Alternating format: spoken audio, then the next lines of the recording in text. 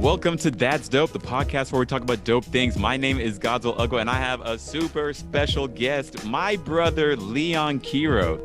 Oh my God. Thank you, Godswill. Oh my God, it's so cool to see you. Oh my God. Happy to see you, honestly. As soon as we saw each other, we're like, oh my God, we miss each other, you know? I was like a bromance, you know, like the Jojo bromance suddenly honestly, striking really... in our day like a very normal Jojo bromance, and we are here together, so all the feels. Hell yeah, man. I mean, we've been through like a lot together, and it's been like a real bummer not to be able to see you this year, you know? And I wanted to catch up with you, you know? Like I'm really grateful that you're being on the podcast, because I mean, I've just always wanted just to hang out with you and talk with you and catch up, and especially this year, you know, to see like how you've been doing. I mean, you've been through so much, you know. You really started your wrestling career, you know, having to go through Corona. I had a good timing to start that, you know. Like, oh my, I don't even know where to start. I know we're gonna miss a lot of things because there's just so much to talk about, you know, so many things that we missed, and then so many things that we just need to catch up on with each other. A lot of questions I have had. I mean, I've been wanting to ask you about your platinums and the video games that you've been playing and such, you know. Let's do this. Oh my God. First, for people who might not know you, like, I guess, like, how do you explain yourself? Tell us who you are, Mr. Chiro. Tell us, please. Who are you? Well, who am I? I'm an artist. I do art. I love making people happy. I love spreading positivity around the world and like good vibes, good energy. And I'm a professional cosplayer from Italy, and I'm also into the wrestling field, aiming to become a pro wrestling superstar. And I mean, just also for entertainment, you know, just to make everybody happy, just to let everybody know that they can do that. I don't consider myself like a hero for what I do. I just want to be somebody out there who gives motivation to all of you guys, to give you like a little help every time you need. So yeah, for whoever, well, we are friends for a reason, you know. We share the same energy. We are like here together, and I'm a huge nerd. I'm a huge anime fan. I'm a weeb, basically. Huge. In fact, I always say you're a bigger weeb than me, you know, like when I'm professional weeb, right? I love it. I don't know. That's a good competition. Oh man, I mean, because the way that we even met, right? Like, you came to Funimation because you came to Dallas because you were hired for a convention, in Dallas, A-Fest or A-Con, and I got invited to Funimation for a tour, you know, and I met all the voice actors, you know, all the wonderful voice actors from My Hero Academia and all the other animes. I got treated very well from Funimation, and imagine like just a normal day in Funimation, you know, like me meeting Godswill for the first time. I was there. I was there as number one hero. Yeah. And it was such a wonderful day. That was the day where everything started between me and you, the wonderful friendship, the wonderful Jojo bromance. And since the first moment we met, it was like right off the bat. Yeah, exactly. Yeah. It was smooth. Like, because I remember like before I met you, I was like, I don't know who he is, whatever, right? It'll just be like another tour, right? And I bet same thing for you too. It was just like, oh, okay, cool, like Dallas, right? But then boom, we hit it off the bat, and then we became really great friends ever since. And it's been a really cool friendship. Like you have motivated me like a ton throughout, you know. We've had a lot of adventures together. Oh my goodness.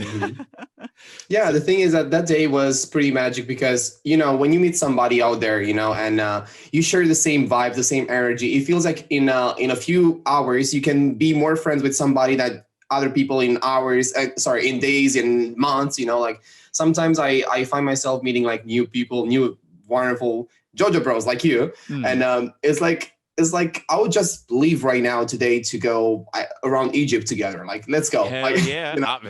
Let's go. Like, that was a Jojo reference, by the way, for all of you not knowing. If you haven't watched Jojo, Part 3. Watch all of Jojo's or in order for sure. What's your favorite Jojo's, by the way? For the people listening and watching us right now. Like, absolutely. What's your favorite Jojo's, by the way? Well, that's a good question. And who's your favorite Joe, bro? Okay. That's Joe also Star another question. Joe, bro. Oh my goodness. How much time we have have for this? Let's go. We got all the time. This is an important question.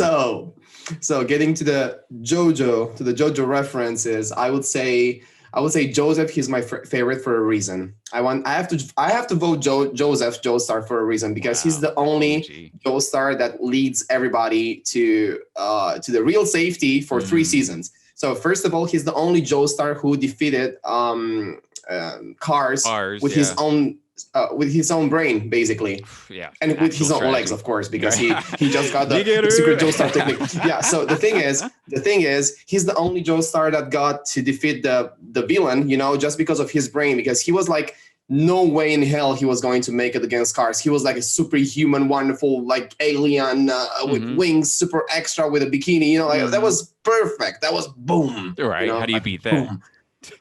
And especially after what happened in part 1, you expect him to not make it in part 2, especially when you see the at the end of the episode, you see like the date of his, you know, because he goes into space and whatsoever, like spoiler alert, and he just show up like, hello, it's me again. It's like he's alive, why are you all sad in here? Oh, you're celebrating a funeral? Who just died? Oh no, it was just me. Did I die? Am I alive? And he was like, Joseph just died, Manny, what are you doing here? And he was like, holy, you know, like that was amazing. That was amazing. Yes. Like, and he makes it to part 3, and he's like so important in part 3. He brings the spice and the funny part in part 3. Despite he's being the old and the weakest one between of the Jojo bros, he is. True, yeah. Gosh, and the ending was heartbreaking. Like it was so good. And then part 4 again, he goes back, and you suffer so much to see him so old, so defenseless. You know, like he's really frail. So that's why I love so much Joseph Joestar, even if he's like he's being also a bit pervert. You know, like a bit. Slightly, you know, like yeah. I'm just gonna give you a part 4. So it's also because of him we have part 4 actually. So he's the cause of part 4. Yeah, thank goodness. Yeah. So I would say Joseph Joestar. I have to vote Joseph Joestar, but my favorite character in JoJo, of course, like I couldn't say Jotaro because Jotaro, since the first moment you meet him, you know that he's gonna be OP. You know, he has that OP like swagger, just like Giorno. Yeah. Like he knows he will make it somehow. Exactly. Yeah. Because you just piss him off and he do what he does. Exactly. Yeah, but, that demeanor for sure, But Joseph has always like the you like the silliness, right? Yeah. He's like Jack Sparrow, honestly. Yeah, like he's like goofy, and you're like, you don't know how he's gonna make it, but once he does, you're really rooting for him. I mean, honestly, Joseph's my favorite too. I'm glad you said Joseph. Yeah, he's my favorite Joestar. I was really wondering why we are real bros right now. Like why? Right? Like why? Who knows I think we why? share We even from have that the same Joseph energy, you know? The good, yeah. It's just sort of like I also cosplay Joseph, and I'm really happy to. It was also my first JoJo cosplay, Joseph Joestar, and I have a little story about Joseph, by the way. But first, I need to tell you my favorite part and why. Yes, please. Oh yeah. I would what's say your favorite part overall? I would say 3 for the feels, but for the personal heart and for the personal belonging and for the personal how can I say, for the personal connection I have, I would say part 5 because it's in Italy. Bro, me too. Like I was like, is he gonna say part 5? Because bro, listen, as soon as everything is over, you are invited here in Rome for a JoJo tour. You are my guest. I'll bring you in JoJo tour. We can start from Rome, and we can do everything backwards. You know, we can go to the north, we can go to Florence, we can go to Venice, and then we go back to Naples. Yes. Oh my goodness, the tour. Like, bro. I've never been to Italy, and we should do like a vlog on YouTube about that. Like 2 JoJo bros, like. Let's go. If we can pose everywhere and like just do it. Oh my goodness. Yes, please. I mean it. You know, I'm not a man of words. I'm a man of facts, and I mean it. Yes. I'm about it too, man. Like as soon as I can come over to Italy, I'm there. You got me so hyped about this now. Yes, please. Yeah. Tell us about part 5.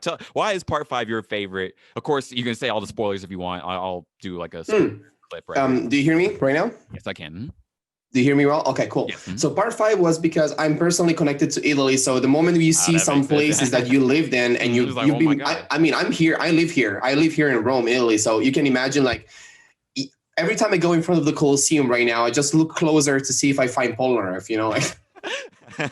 No turtles over here, right? Imagine you are used to see some places so often, you know, and when you go back in those places, it's like, wow, like it has a whole different meaning, you know. And every time I was with my friends doing the JoJo tours, it was funny because I was walking and I knew literally which place was which one. Like it was really accurate. It's not just inspired by Rome. It's actually Rome, the way you see it. And the Colosseum has also a deep meaning in part 2 with Caesar's father, if you remember that. Caesar's father. Oh, wait. Yeah. Okay. I remember now. Okay. His father was there to protect Caesar, and he doesn't end well, but that's another story. Like the Colosseum has a deep meaning in JoJo, and I'm really happy that Araki, the creator of JoJo, has such a deep connection with Italy, because you can still see in every JoJo there's some Italian references, and the meme with Leone. The meme with Leone just enjoying his wine and not giving a damn about everything, and then just kicking I was wondering like how true to fact is it? It's like how appropriate to Italy is this, right? Because I mean, like it cracked me up, and like honestly, I loved watching like just the Italy, the setting, even like where they're driving. I remember like the White Album fight, right? Like where and they're just driving across that bridge, and I'm like, wow, what place is this? Like all these different places that are in part 5. Talking about the bridge, that's the bridge that connects to Venice, because Venice is actually like there's no streets in Venice basically. Oh, really? No, I didn't know that. It's you can have streets, but you don't go there by car. You have to leave the car at the point, and then you have to go inside, by feet. Wow. And I went there to shoot my Ezio Auditore like a long time ago for Assassin's Creed during the Venice Carnival. That was super cool. Hell yeah. And but there was like a huge stereotype during that episode. There was Ghiaccio, who has the same voice actor of Bakugo, the Japanese Bakugo. Oh. So I was hearing him yelling like, I was like, oh my god, that's Bakugo. Oh my god, that's Bakugo. I can't unsee Bakugo right now. Really geeking out about the voice.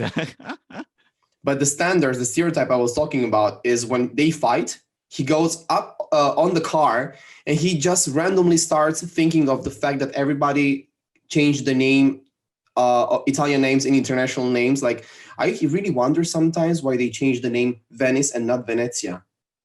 And he triggers because people internationally, they changed the Italian names into, international names. Like it's not Venice, it's Venezia. And he yells and he starts to trigger about that. I don't know if that part killed me so much, because it was like an Italian stereotype just throw in the middle of a random fight, and that was crazy. I love so much about that. That's dope. Like definitely that part slipped over my view. I guess I wasn't paying attention to that part, huh? Man, Talking I got to rewatch. JoJo, yeah, and I have a little fast story about JoJo. So tell us, please. Joseph Joestar has been my first cosplay, and I don't remember which convention was that. I think it was in Dallas. I think it was my first time in Dallas. I don't remember if it was. Wow, maybe that might have been where you premiered it, huh? Wow. I don't remember. Probably it was Anime North. I don't remember actually which convention was that. But I mean, I did a lot of cons, but it was like it was my debut in May 2018. That might have been. Which was the year. That might have been like when we met and all, yeah. And then it might have been A-Con actually. Yeah, wow. I don't remember if it was A-Con. Probably, yeah. I don't remember. But anyway, during that con, we kind of have like a little, let's say, incident, and I had some people helping me with the bags, and one of them lost the plastic bag. I had the wig of Joseph Joestar in. Oh, I remember that. I remember that moment happening. I remember you having to figure out at E3 what are you gonna do about this, right? Oh my goodness. No, but the thing is that I was in the convention. I just arrived at the hotel, and me normally I'm that kind of person who wants to carry everything. Do you need a hand? No, I have everything. 4 luggages, a backpack, a purse. Yes, I got this. One trip, man. Let's go. And I got some help, and I was like, okay, sure. I mean, I had like a 16 hours flight. Okay, let's do this. But somehow that plastic bag disappeared. I don't know. I don't remember, and I actually don't care who fault it was that. The story is that I was really hyped for that cosplay to debut Joseph Joestar, and I I didn't have the wig anymore. Oh no! Oh no! So I remember I got help from Arda Wigs Canada. No, it was not in Canada. It was no, it was US. So I got help by Arda Wigs, the US Arda Wigs, and they provide me this wig, and well, I basically somehow made it to cut it, and I somehow made it to to that, you know. Oh wow. It was funny because a lot of people tried to help me. Like the day of, like you're able to like get a wig and the day before. Wow, holy smokes. I stayed up until 4 a.m. in the morning to do that wig to be ready the day after. Goodness. I was so pissed off at the beginning, but then I was like, you know what? Let's figure out how to make it happen. Like true heroes don't complain, find solutions, you know, even in the hardest times when you don't have a wig. Don't forget. I like that. Yeah, I was like, how long does it take to fashion a wig? Because that sounds intense. And also, yeah, like how is it like fashioning like your own cosplay? Like that all sounds really intense. Like how long does it take to usually do that? And you should know that you wear my All Might wig. You should know that. That's true. That was a cool wig, honestly. In fact, actually, I'll show a picture of that too, because I was like I looked. You made that like look dashing. Like I was like, wow, I'm actually beaming right here. Just give it a little bit of hair and boom. That's a wonderful question, by the way. At the beginning, when I first started to cosplay, I was used to do my cosplays all by myself. So I was crafting, I was doing all my armors, all my props. But when it started to become like a job, at the beginning, when it was a part-time job, I could still afford to make them, like time-wise, not money-wise. But then when I started to have like 4 conventions per month, try to think of a life of a cosplayer, for example, of your life right now, if you're watching or listening, like you have to leave every Thursday and you go back home every Tuesday. Oh, wow. But you don't leave every Thursday to go back to go working like 1 kilometer or 8 miles from here, you know. You just go on the other side of the world, you know. Yeah, and it's wonderful, but it's also very exhausting, and it's really tiring, like psychologically, mentally, physically, you know, it's really tiring. But well, when I had to go to Dallas to see you, well, that's another story. But well, you know, sometimes I was keep focusing myself on the destination and not that much on the journey, you know, because sometimes it was really, really hard. It was really tough to get to travel so much. So that's also a reason why I couldn't like stress myself more on making also the costumes. So I ended up decreasing the amount of work on the costume and giving work to other people, which is my team, to help me doing the costumes. Smart. So I created the team, and I hired them. They were working. We were working together, and we started to do things together, because otherwise I was not able to do that. But even in that case, finding these people meant like finding somebody that I could trust and that I could trust in order to let them do the things as I would do. Like so for example, if you're used to, if you're used to have like a certain quality check, you need to find people that has also the same quality that you are actually not only about money and paying, but also about trust. You know, like I tell you, we need to do this project in 15 days for Ubisoft. It's not, can we do it? We need to do it. You know? So I like that. At that point, money was not important anymore. It was more important the quality of the costumes, you know? Yes. Like, for example, the first job I did with my team was Aguilar from Assassin's Creed. It was an official project for 20th Century Fox and for USI Cinemas here in Italy. USI Cinemas are like the biggest brand of cinemas here in Italy. Okay, nice. So they hired me to make the costume and to make a sort of stunting for the promotional campaign.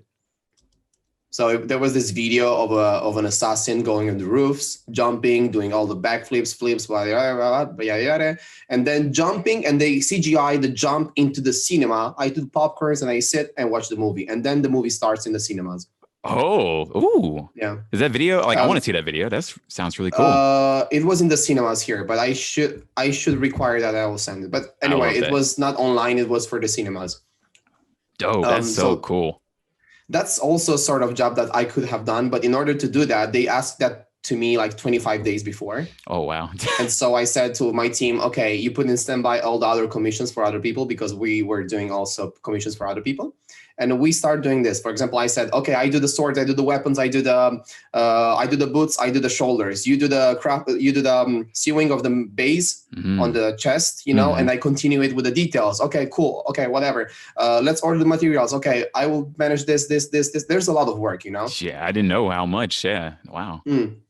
And I also had to take the costume at the end, the final product, wear it, do like a damage test. Oh, yeah. And then, yeah, because some parts, for example, when you move too much, they can break. So it's also like, for example, sometimes I got sponsored by cosplay shops. Okay. I remember that time when I got sponsored by a shop for Starlord, for a Starlord costume. That was pretty nice, actually. The quality was really, really good. But the pants, well, I just made a movement and I was like 25 minutes before a huge panel I had in front of like 1,000 people, probably like 500 people at least, not 500, 1,000, whatever. That was a lot of people. I remember there were lots of heads, like lots of heads. And how close you say 25? Oh, wow. Yeah, 25 minutes before that, I just stopped to a booth that was making charity. And I always like, when I go to a convention as a guest, I always like to have a look around and support the artists in the convention. That's nice. Like I go buy some, guys, even if you're listening, when conventions will be still back, don't forget that buying art from artists and buying some souvenirs from artists will help them out there, because they made a very, very important choice it's also a risky choice to not have like a regular job, but to work through their art. So don't forget, support their arts. And if you're an artist, believe in yourself and go out there, show who you are, because it's really important. You can make the difference today. So saying this, I always bought arts from other artists. And I always supported, especially the charity ones. I like that. I really love when they do charity for kids, especially. I also do a lot of charity. I did like lots of events. I like many of the charity, actually like 95% of the charity I did, I never shared it. Really? Because it's something I did for myself. Oh, that's super nice. Yeah, there's a different point of view in here, because there are some people saying if you really care about charity, you do it and you don't say it. But on the other side, I feel that if me, Leon, can be an inspiration for somebody out there, if I say it, I can push other people to do that too. Inspire more people to do charity. Yeah, I like that. But at the same time, I don't want to. Yeah, you don't want to be bragging about like, look at me, I did charity. But at the same time, you want the charity to be helped. I get that. Yeah. And I do. Yeah, I think like with the right attitude, like as you're doing right now, I think that's totally cool. That's the thing. In Italian, we say in Rome, we say sti cazzi. Sti cazzi means the hell do I care? Like actually like this. The hell do I care? Like this. The hell do I care? Just don't care about other people's opinion, negative opinion. Just do what makes you feel happy, what feels right to you, especially when you do something to help the others. Ooh. It's important. Yeah. That's some main character protagonist energy right there, you know? I am Kamina. That's some Joseph energy right there, Kamina. You know? There we go. Exactly. You know, like, I was like, I actually was thinking Gurren Lagann. I was like, that sounds like Kamina. Woo. But we are here because I believe in you and you believe in me, and we believe in ourselves that believe in ourselves, you know, like there you go, the fighting spirit. I'm feeling it. So I was saying I went to this charity booth, with my Starlord, and I dance, but I don't dance as good as Godswill. But I dance. I try to pretend dancing like Starlord, like And so I was like, I did like I swear to God, I was like, I did a movement with my leg, but I didn't do a split. Oh. So I had my pants ripped off from probably from the knee to all the inner part of my, you know? Oh no. Yeah. In front of so everybody. I was like, oh, what is this fresh air? I was like, this costume is so good. The ventilation is so, oh my God. Luckily I have underwear. Oh God. Good thing you didn't go commando. Oh my goodness, no. So that was 25 minutes before the conference. And I was like, oh no, what'd you do? Oh my God. I need to search again for that story, because I had like an angel helping me to sew that costume, to find like a needle and some fabric, you know, like we patched that costume like 20 minutes, like 5 minutes before like going on the stage. And I was staying on the stage like in a very Jojo pose like this, you know, without like bending too much, because I need to keep it. You know? You gotta Well, once it happened with my so this was because it was a sponsored costume I never wore before. And that pushed me to say, okay, I need to have a team, you know. I like that. I can't have my costume before the sponsored. Aguilar cosplay, right? Mm-hmm. Nice. Yeah. So it was just a funny story. It happened also during a repose once. When I went down, I went really down, and I broke my pants. Whew. You know, it was but that was during the meet and greet. Oh, so, in front of everybody. Oh no. Oh my. And I was like, well, I said, I'm human too. Everybody's human. Yeah, so it happens every now and then, right? Because I was just in case. I see you get low as like Dio, you know, like you get low, like doing the JoJo pose, you know. I'm like, wow, first off, like the level you can get down to, but then also second, like just how your clothes are with you, you know, they're ready to move. Like I'm like, that's intense. That's really impressive. I'll also post you know what the thing is. I want to make I want to dedicate a few words to the cosplayers out there listening to us, or to the people that never heard about cosplay or love cosplay but don't practice cosplay.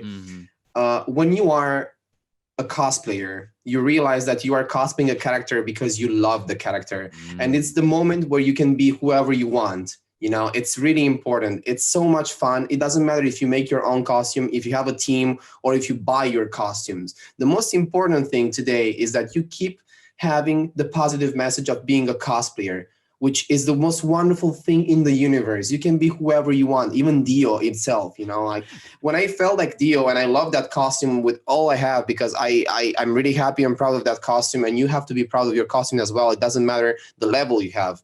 Cosplay is not about levels. Cosplay is about enjoying the character together. When you see somebody cosplaying the same character as you, he's not an opponent to you. He's a bro. Because you got connected here, you got here into this dot together because you love the same thing. This is something that connects us, and it should be the same in art as well. We should support more each other. We should be more positive towards each other. We should wake up in the day and say, I want to do something good today. I want to make people smile. You don't have to judge others. Just judge yourself if you have to judge somebody, but judge it in a way that you can be the best version of yourself every day. So cosplay has a deep meaning to me. That's why I kept cosplaying. That's why I'm here. And that's why me and you are friends, because we share the same energy. I love it. That's like, honestly, it's really beautiful. Like, and yeah, I want more people to be collaborative, you know, like to celebrate. I mean, that's the truth, you know, like the reason why we are friends is because we celebrate this nerd culture so intensely and passionately, and like you do a wonderful job of it. I mean, every time you become one of these characters, you really become one of these characters, even within the same world. I was surprised that you were able to come Dio, because you know Dio is like so evil and heinous, and you become like, honestly, like the Joker, like the villain of at the con, you know, like, but also like a cool guy too. People can come up to you and they're like, oh, I can't pose at you, and you're like, you will come up to me, right? And like you become that guy, but still someone. And I want Loki to be Joker one day, by the way. Oh, I really want to. Which one would you do? Classic Joker. Classic Joker. Yes. I want to make it exaggerate, you know, like really exaggerate. I am so hyped for that to come. You know, the thing is that people don't have to forget also that there's also the factor of the cosplay role play. So if you are cosplaying like a villain and you act like a villain, doesn't mean that you're a douchebag. It means that you're an actor. Yeah. You want to be an actor. You are interpreting a character. So don't make your own assumption about people when you meet them in conventions. You know, like people in conventions can be the exaggeration of what they want to interpret. For example, when I'm Gaston, I'm a real douchebag. Yeah, but a real douchebag. It feels like I went to Disney World when I see you. You know, it's like, oh wow, I'm seeing like a vetted Gaston. Like I didn't mean to say, yeah, you're a douchebag. Like I stopped at the wrong time. I meant to be like, you. If you say I'm a douchebag, it's a compliment in that moment. I was like, because you're telling me that I'm like, you do a wonderful persona. I'm like, wow, like I'm seeing like a true Gaston over here, you know, and. I'm like, I couldn't really be like that, you know. I've seen other people try, and you know, they're cool, but you really take it to that next level, and I love it. No, but I think it's not only about me. I think that if other people, I think there's other people taking it to the next level. But I think that if people didn't take it to the next level, it's not because I have something more than them, but I think because they didn't believe enough, or they don't believe enough. That's all. I mean, I think that everybody can do that. Like if I made it, if I can make it, if you can make it, everybody can make it. This is the message I want to give to cosplayers. We are all the same. but we are all special in the same time. We make it special, but as a base character, we all start from level 0. Don't forget. Then you have the character who defeats more NPCs, who farms more, who's more patient, who spends more time on grinding, who just don't know how to play or skip the tutorials and just try to go, just try to go faster than others by skipping the tutorial. But in the end, in long terms, you don't know how to play. It's like life is like a video game, It really is. And life is a video game, is a real life video game. But the only bad news about life is that you cannot save and reload. No if you saves come, right? Exactly. Like I was like, I wish that we could bring some things into into real world, especially saves coming. Yeah, but 2020 right now is like Dead Space 2. Like you have only 3 save points during the year. Oh my god, this year has been hard mode. No, I'm just kidding. We're playing on expert mode, Expert mode? You call this expert mode? This is like nightmare mode. Yeah, it's like above. It's above expert mode, like intense mode. Yeah, it's like critical mode. I think that life can be always played in any mode you want. It's always about you, and everything happening in your life, you have to take it as a personal challenge that you have to prove to yourself that you can do it. Like, for example, at the beginning I felt like I wanted to complain, to shout to the world how upset I was for not having like conventions anymore, like not being able to see people. This is unfair. But at the end of the day, my question is, oh my god, I just pronounced it so Italian. At the end of the day, like hey, no, I love it. I speak 5 languages though. I'm trying to make it work. You speak honestly English like super well.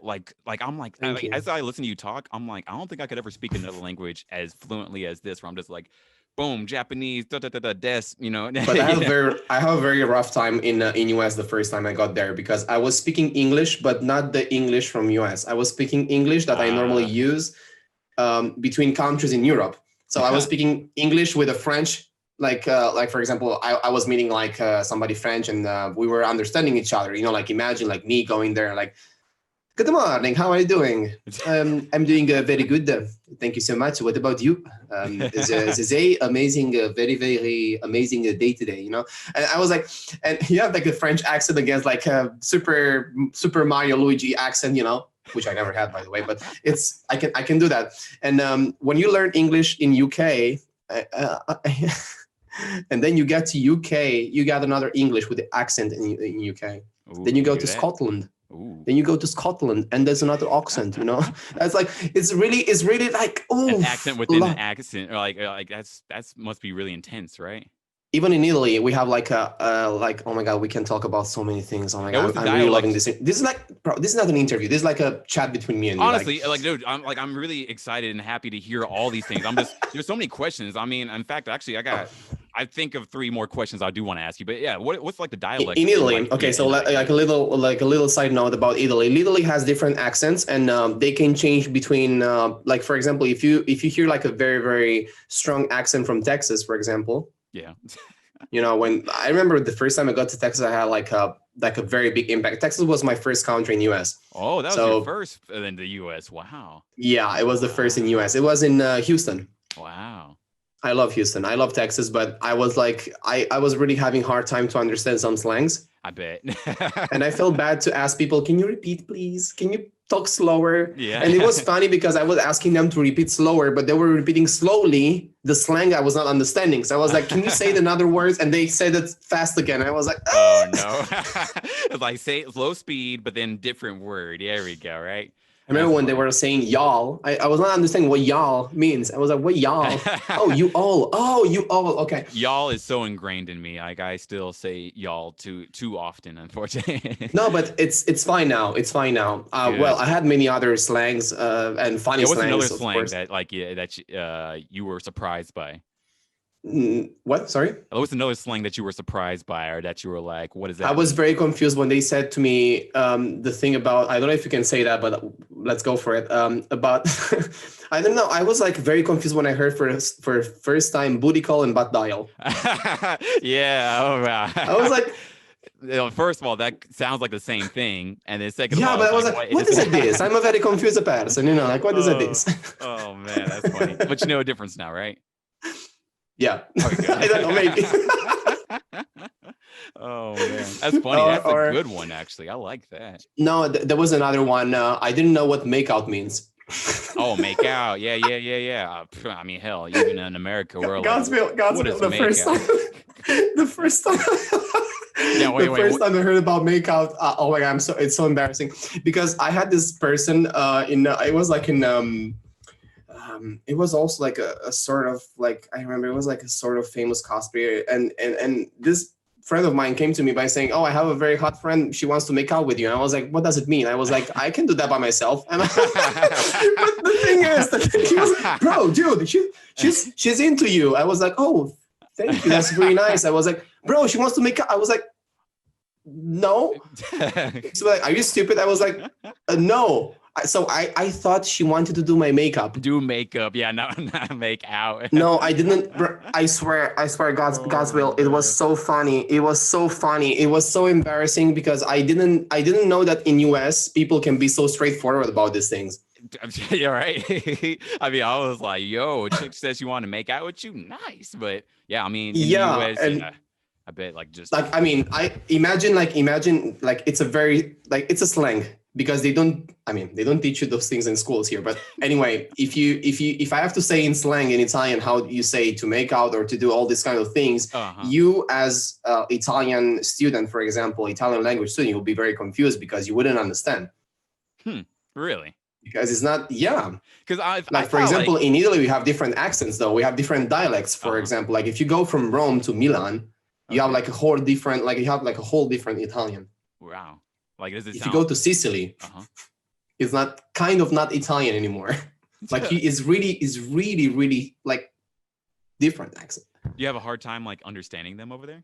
In Naples, for example, yeah, we have like the dialect in Naples is really, for example, if you want to say, shall we go? No, let's go, shall we? For example, like Godswill, let's go, shall we? You can say in Italian, you say andiamo or vogliamo andare or andiamo, vogliamo andare, or you can say that together, you know, like dovremmo andare, andiamo. In Naples, you say yamla. Wow, that's way different. Yamla. It sounds like another sound, you know, like, yam, andiamo. It's like andiamo. So andiamo is like in Italian. Yam is like a Naples. In Roman, we say namo. You just keep the last vocal so long in Roman. Like it's like, oh, namo, oh, che deciso, che si dice. For example, che si dice is like, che cosa si dice?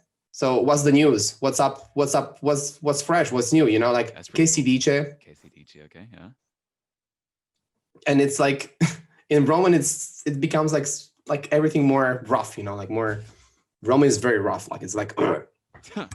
That's cool. Like first of all, I don't know any Italian, but then also like that's super cool to hear you talk about it, and then to hear the differences. Like, because now I'm thinking, I'm like, what are the differences like in American English, really? You know, although definitely I do see the difference between California English and Texan English, but then again, I don't even really have like much of an accent myself, anyway. So.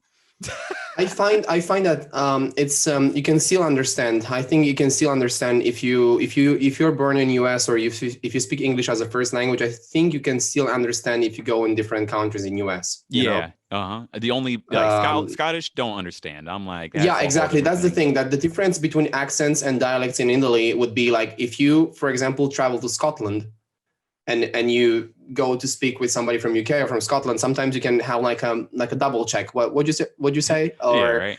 Or, you know, I mean, it's nothing bad though. It's not like a difference thing, but it's really fascinating to hear all these differences. That's what I'm saying. No, I love it. I love, honestly, like seeing different cultures. In fact, actually, that's a good lead up for another question. You know, like what are some of the favorite places you've traveled to, you know, countries or cities, wherever. Yeah. Like what have been your favorites? So I've been in 64 countries. Whew. That's a lot of damage. That's a lot of damage. I love it. So my top 3 would be, okay, so I really love Asia a lot. Ooh. Like Singapore specifically. Ooh, that's cool. I love Singapore because Singapore had the magic to preserve the Asian culture and mix also the the Western culture as well, Okay. So I felt like I was spending I felt like I was spending time in a sort of very futuristic city, but also keeping the traditional art from Asia. That's cool. And another fascinating thing about Singapore, you might not know that, is that when you go to school, if you're coming from a Chinese family or from an Asian family, you have to learn to speak both Chinese and English. Wow. So you are forced to speak English and Chinese. You don't find anyone in Singapore not speaking good English or good Chinese. Ooh, that's fascinating because And so, for example, if you come from US and you go to move in Singapore, you are forced to speak Chinese, from what I know. And that's hard. Yeah, right. That's super intense. Like, I don't know anything about Chinese, so good luck. I guess I'm not moving there. No, I've been 5 times in China. It was very different from the other side of the world, like from all the rest of the world. Like in China, they have most of the dominions of websites are limited. Oh man! So for example, you can have you can go on Facebook, for example. So you basically are blocked. You can go on some social medias. In China, they have Weibo. I mean, at least it was like 2 years ago when I was for the first time. I've been there like 5 times. They have Weibo, for example, and WeChat. WeChat is like a messenger, but you can use it as your wallet as well. So you can use WeChat for everything, like for photos, for social media, for chatting between you, and you can use it as a wallet as well. So it's an app for everything. Everybody has WeChat there. Okay. That would be cool to have like one social media that everyone's like really with, but yeah, that's cool. And I was impressed also for the cosplay community because I never saw anything like this. Like, for example, when I got used to I was used to be judged in masquerades or cosplay competitions, but then I stopped because I preferred to spend that time to do meet and greets and to meet people actually, instead of I mean, I that was another thing. I love spending my time to judge these competitions, but I didn't feel that judge was the title I wanted because I don't feel judging. I hate judging. I hate giving one prize. I hate saying that's not good, that's good. I don't like that. I want to say that everybody's amazing because I really think everybody's creative and amazing. And it's very hard when you have to give one prize for 10 participants, especially when it's a lot of money. It's a very big responsibility, And so I prefer to do meet and greets. And but when I did the judge in China, because I got hired to do that, to travel there, I was impressed to see that there were like cosplay groups of 45 people, like 40 people doing the same show. But there was like people on the background doing like secondary characters or like even being part of the cosplay props, like of the stage props. Really? So there were like some people cosplaying the trees as well to make the environment for the main protagonist, which was very hard to me to find in Europe because everybody wants to be the main protagonist. The main person, yeah. Wow. And I was like, they are so humble. Like they can create something big together. They can get to do that. That's amazing. That's so cool. I never knew about that. In fact, actually, I really never knew about the cosplay scene or convention scene in outside of Japan, really, or like for the rest of Asia. They had sort of huge wood panels, like huge walls, let's say sliding walls, and they were changing atmosphere and scenography. Like they were changing the whole scene through these panels. Wow.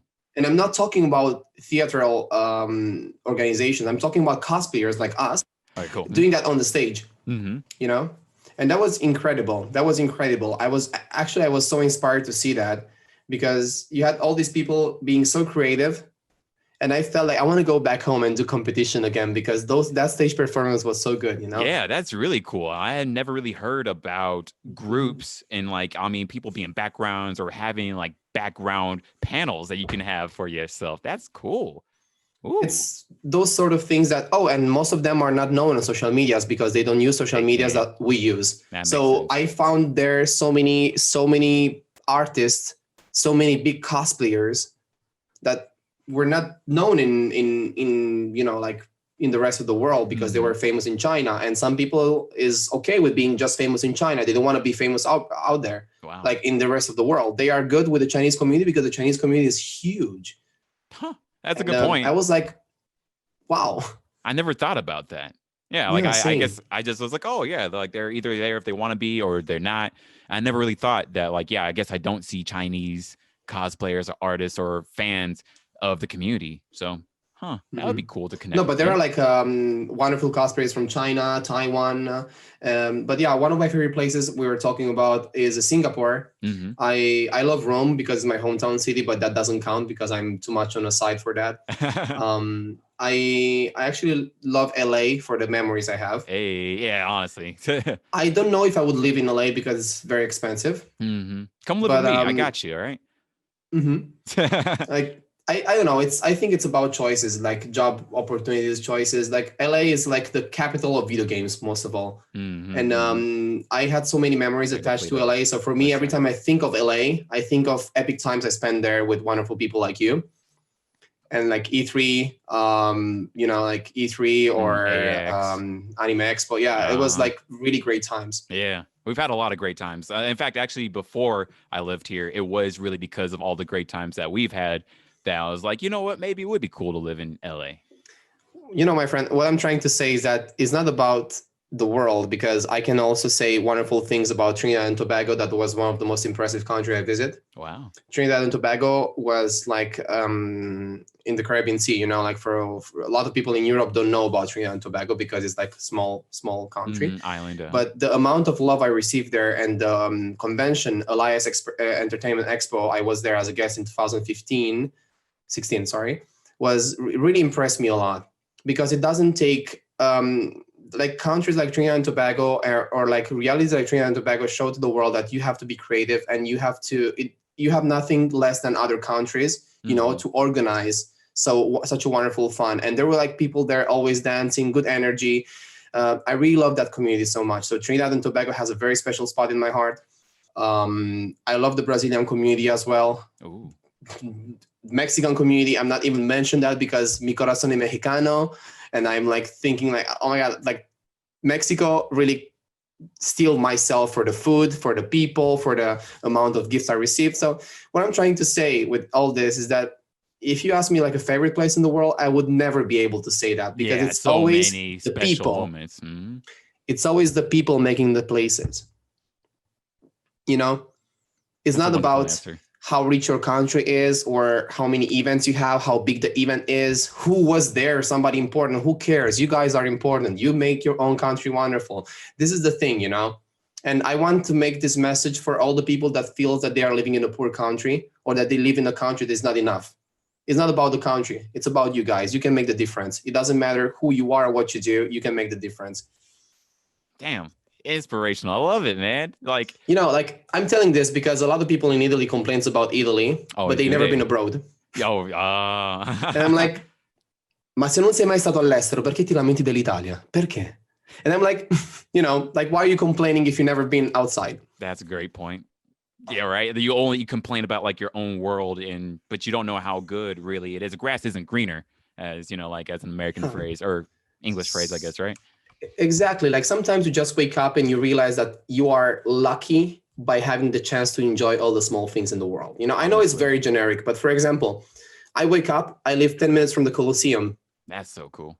It's something simple. It's something that might not mean money. It might not mean like a working opportunity whatsoever, but just having the idea that you can go to the Colosseum in 10 minutes from here. You can drive here in 10 minutes and you've been there.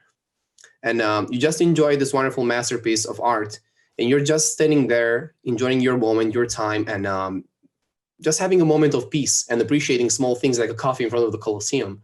Wow. Sometimes that's enough for happiness. That is. So I like that. And also, I can't wait till I get to do that because I haven't been there yet, So double coffee, double Jojo coffee. Yes. I want to drink caffeine until I can see stands.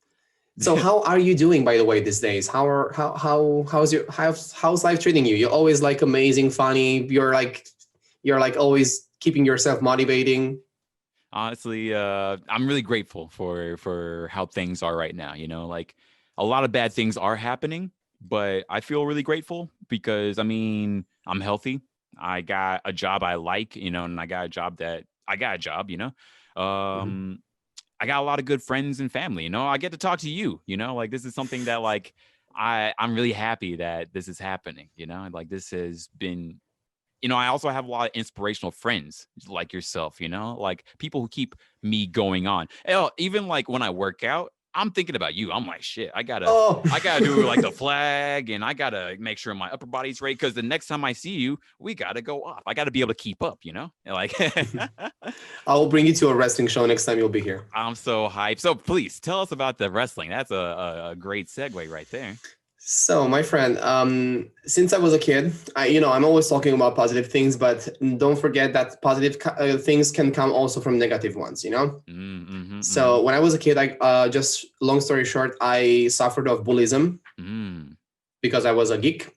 I didn't know you got bullied. Oh, wow. I got bullied. I got bullied, and I had like a physical issue that I couldn't assimilate well carbs in my body. Oh. So basically my body structure is kind of like was kind of weak, so I was like a sort of Midoriya.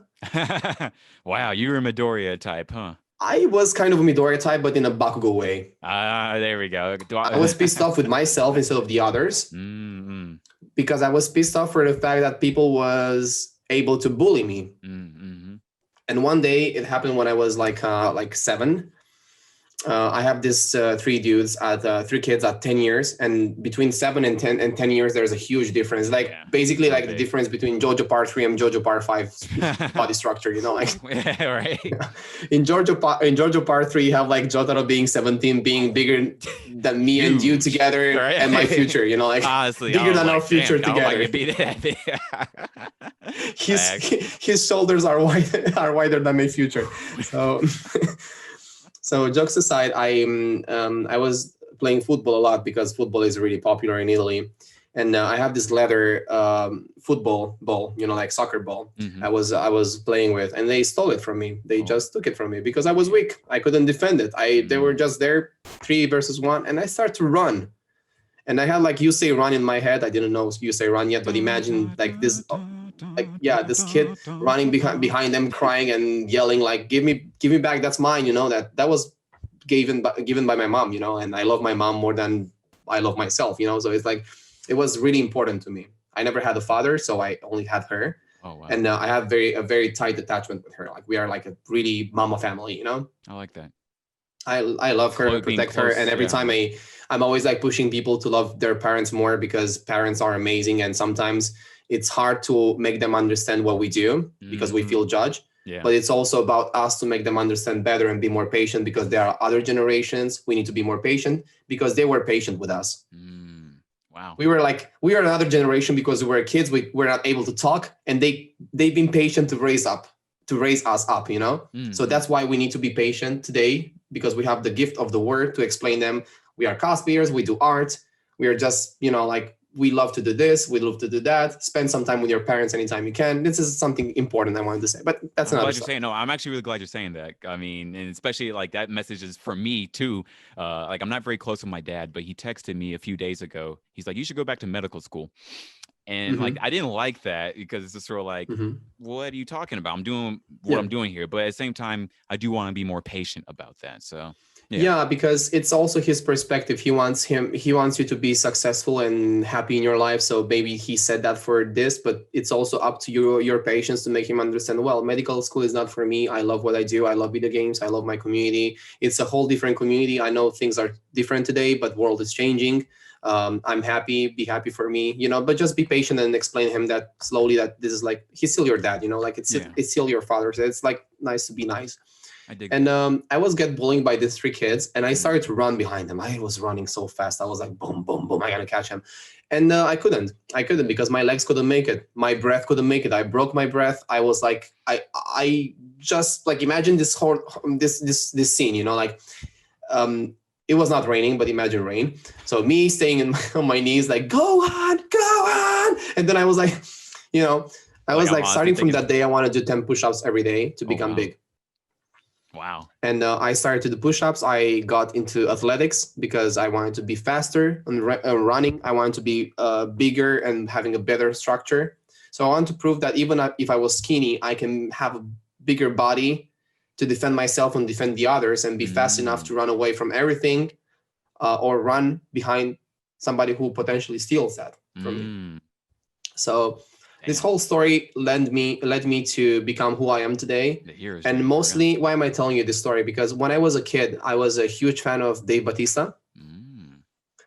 During the Evolution times, I was feeling that it was like a sort of representation in WWE key storyline of what I had as a kid. When he got stripped of his title, when he got stripped from the position he had in this stable called Evolution. The Evolution was a group. A stable in wrestling is like when you do like a group, and you like collaboration, become like the top team of the up. federation. Yeah. Okay. It was Ric Flair, Triple H, Randy Orton, and Bautista. Okay. Bautista was just there, and he had an opportunity for the world title that belonged to Triple H, and they tried to bring this story up. So basically, it ended up that Randy Orton and Bautista got bullied, let's say, And I felt that the way Bautista was fighting against everybody was the way I wanted to fight to defend myself against everybody, even though I know that wrestling was wrestling and there was a storyline and whatsoever. The reason that Bautista was there and the motivation he gave me without even knowing made me become the hero I am today for the others, Wow. So I'm just trying to give to the others what Bautista gave me without even knowing. So he contributed to make me become the fighter I am today. And I always had this huge passion for wrestling, but I kept having the same message that wrestling had to me through cosplay. And last year I got a convention, and unfortunately, something happened, and the convention, I couldn't make it to the con. So the flight company basically made a mistake. And I couldn't fly to the con. Oh, wow. But it was not my fault. It was not the convention's fault. It was a fault of the flying company, of a specific flying company I don't want to mention. And they got like almost 18 or 20K of 18 euros or 18,000 euros or 20,000 euros of penalty from the country that I was going to attend because of the mistake they did to me. Oh, wow. Yeah, because they make them lose like a guest, money, and whatsoever. Yeah. And I was sad to not be able to attend that. So it was a very dark moment. Like for me, it was like, imagine, like I was like on fire to go for the first time in this country. And I was like, oh my God, I can't wait to be there. And then I had the flying company, like they fucked up my nationality. Really? And yeah. And the thing is, I'm Italian. I have Italian passport, and I was supposed to attend this country, and they registered me as another citizen. So when I arrived in the country, they said in the register it doesn't result that you are, like having this. And I was like, no, this is my passport. You can have it. Like I'm not having anything to hide. And so it was an issue from the airport. From the flying company, and that week I had it off. So I had like 7 days off for the first time. Oh, wow. I was feeling very down. And then one of my closest friends are doing wrestling. He's doing wrestling. And I was like, tell me more about this wrestling school. Oh, wow. SIW, you say? SIW, I like that. Let me go and try. He said, bro, it's not easy because it's not fake. It's not like wrestling is really tough. Like you get hurt there. Like, it's not like you go there and you pretend you really get hurt. I was like, I'm a fighter. Bring it on. So I started. I felt in love with the wrestling trainings, with the atmospheres, with everything. And I transformed one of the darkest weeks of my entire 2019 into something that led me today where I am. And today I fight in the main event of this company. Wow. In 1 year, and I got to fight against the current Italian champion and tag team champion. I got to be like a true wrestler, in this company. And I keep aiming high. I keep wanting to go forward, to go beyond, and to develop this in order to honor my idol Bautista, to honor everybody who believes in me, to honor everybody who thinks that they cannot make it. So why did I tell you all this story? Because I turned from being that skinny guy who got bullied into a wrestling superstar that wants to be a pro wrestler out there that makes people believe in themselves like Bautista did to me, So it doesn't matter what your status is. As long as you believe and you want to do something, the whole story that I told you guys is to lead you to the same destination I was in your way. I love that, So bro. we got this, you know. That's So so that's tight. why I love wrestling so much, because it taught me a lot. As tight. Yeah, I mean, because listen, because I didn't get to watch wrestling, unfortunately. Like, I don't know why. My parents were like, "Don't watch it," and ever since they said that, I was like, "Okay, I won't watch it," and that was it. I'm a square. But I I've also been lost a lot of followers since I started really. wrestling. You know, when I started to share wrestling content, I lost also lots of followers because I realized Really? that some people don't like it. They don't see the art behind that, you know? I see. Yeah, yeah. I think it's I really gain also followers, but I lost also others, you that know? makes sense. Yeah. Because yeah, I mean, I would always hear like bad things about wrestling. I've always Mm-hmm. appreciated it, but it's really like it's becoming now. Like I have like you, another friend of mine, Caitlin. Like she loves wrestling. And then like even videos, like Super Eye Patch Wolf. Like his videos have like really changed my mind on wrestling as a whole. And then seeing you training for it, like on your stories, and just like seeing you go at it, I'm just like, wow, this is intense. Like I really like this field right here, saying I'm It has a rooting lot for of you, man. points in common with cosplay in the end. Like you have your character, you have your own gimmick. You can you have a costume, you can perform, you can train. It's actually connecting. It's like a sort of connection between the physical, because I wanted to do fighting sports. You know, I did MMA for 1 year, Oh wow. but I ended up hurting myself a lot, and I almost broke my nose. Oh yeah. The And moneymaker.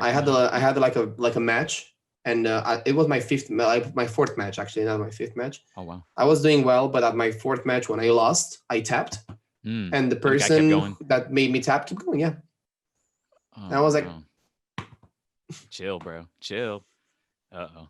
and Uh-oh. then I realized it's not that kind of fighting sport I'm Yeah. looking for. Mm-hmm. I just thought I can do something better, you know. And Mm-hmm. wrestling is also very dangerous because instead of like the part about wrestling, for example, when you have to receive a jab or when you have to receive like a strike on your face, for example, the first instinct you have is to cover yourself, you know, or to just move, you know. In wrestling is exactly the opposite. You need to keep your face still and you need to trust the person who's working with you. Oh wow. That's intense. Because because you know how to receive a punch and you Mm-hmm. know how to give it in order to not kill your opponent, but in the Gotcha. same time like giving like a good strike and knowing how to take it. Yeah, okay. Especially when you go down with all the bumps, you need to know how to bump. I was When wondering you about receive like that. a body slam, when you receive a body slam, for example, you need to know how to bump. If you Okay. don't know how to bump and you just get with the neck a bit Just more, fall. like you just can stay there. It's like you probably will Help, end guys. up I like can't move. I, Oh God. it's not a JoJo pose. Yeah, right. Yeah, like I'm really broken like I this, swear to y'all. God, I'm just hurt. My No, body's but stuck like this. there are some signals during the match that you can tell to the referee or to your opponent that you are hurt. Okay. Like for Okay. example, when you cover yourself and you try to do this, for example, it's like when you do this, when you cover your chest and you do this, for example, it's over. Like you have to finish the match in another way because you broke something. Gotcha. Wow. You just keep going, like you don't stop it until the match is done, huh? Yeah, and there are like little signals, and it's always about proving a point of a story you want to tell. The true wrestling is not the move itself. The true wrestling is what happens between one move and another.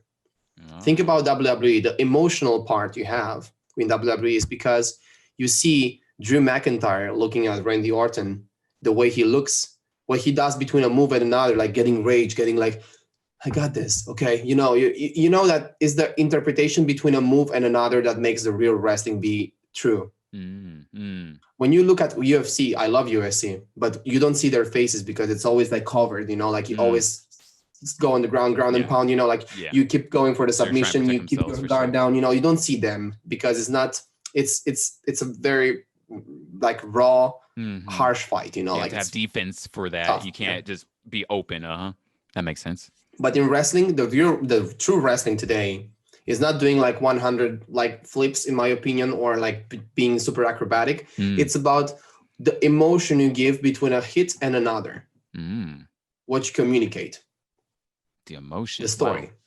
That's cool. Huh. It's a lot of things. I never thought that there was so much training behind. Me neither. I never thought. Me neither. I like seeing your you went to like a training camp, right? And like just seeing like you like constantly going to the gym to like practice these moves and trying it out with different people. Yeah, tell us about that. Like I have to spend a lot of money to form myself in this field, because here in Italy, like we took the lockdown very seriously, and we've been through a lot this year. Like every city, like every country in the world, but there's countries that have different laws. But here in Italy, for example, at least in Rome, every gym had to be sanitized before and after you use it. So all the costs like got like really to sky. I bet. And a lot of people stopped training because they couldn't afford a gym and they don't have a job anymore. So in a hard time where you cannot afford to train, it's about you finding your priorities. For example, what I'm always trying to say to my followers, don't spend too much money, for example, in cigarettes. Try to decrease, because cigarettes can hurt you, or cigarettes, especially when you want to save money, it's your business anyway. But when you want to save money, it's about decreasing the will you have. The will you have to make something for yourself, especially in hard times. There's a lot of people saying that they don't have enough like money for gym, but they smoke a lot. That's your issue. But you have to be responsible of your own choices after, because if you want to be fit and you don't have money to spend on that you spend on other things, it's about how you prioritize your own incoming. Yes. Like, for example, for me, the image is very important, especially for my job, for cosplay, for health, actually. You don't have to think that you have to eat clean or to have like a healthy lifestyle only because you want to look good. You have to look good inside. You have to be healthy. Health is very important. Especially these days. Yeah. I like that. And for me, like, keep training and sanitizing everything was one of the prerogatives. Can you say prerogative? Prerogatives. No, yeah. One of the prerogatives in the sports today. I see. So everything increased. The cost of the gym increased. They have to buy the sanitizer. That's another cost. For example, the pro wrestling camp is in Pisa. Pisa is a bit more in the north in Italy. It's the Leaning Tower, Yeah. Okay. The Leaning Tower. And it's 3.5 hours by car. Oh, wow. But you have to consider the hotel, you have to consider the journey by car, the gas and everything. Yeah, especially these days. Yeah. So I ended up spending like between $300 and $400 per month just to train. Whew.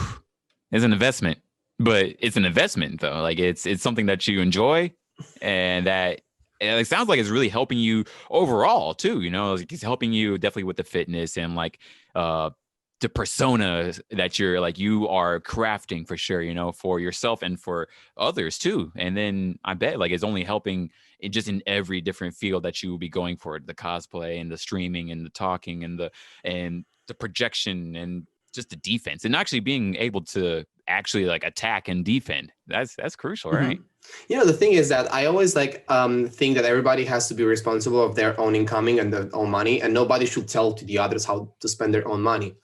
But I just wanted to make a little message for all the people out there like having like a hard time in there. Don't be afraid of spending money for your own happiness, because that's why you earn money. And whatever makes you happy. If you are happy because of video games, you didn't like gym, it's okay. Just spend money on video games, but be responsible. If you want to go to the gym and you know it's hard, try to grit your teeth a bit more and go there. Find somebody who can share the same passions, because sometimes you can find like real heroes can be everywhere. You don't have to go on social media and see who has 1 million followers to be a hero, to find him a hero. You can even your parents can be your own heroes. Your brother can be your own hero. Your gym leader, your gym trainer can be also your hero. Everybody can be a hero out there. It's about the value we give to the person, and we can also be heroes from someone out there. So that's the thing. You don't have to be afraid of wasting money, because money is never wasted when you spend it on your own happiness and health. I like that. Ooh, that's a message for me too. Sometimes I'm a little bit too stingy. I'm like, oh, I don't know. I'm still going to wait to get the PS5 until probably next month or so. A PS5 here in Italy is a very, very delicate subject, because we receive it on 19, which is tomorrow. Oh, are you going to get one? Like I the day already of? have one. Oh, nice. Hey. But the thing is that we had some issues because we received less consoles than the one that people pre-ordered. Oh, crap. And that was like a problem, worldwide problem, that Sony didn't make enough consoles for the pre-order. That's shocking. I'm surprised that they didn't like really, because I mean, even here, yeah, like there's a lot sold out, but whatever. What's gonna be your first games you play? Demon Souls. That's a great question.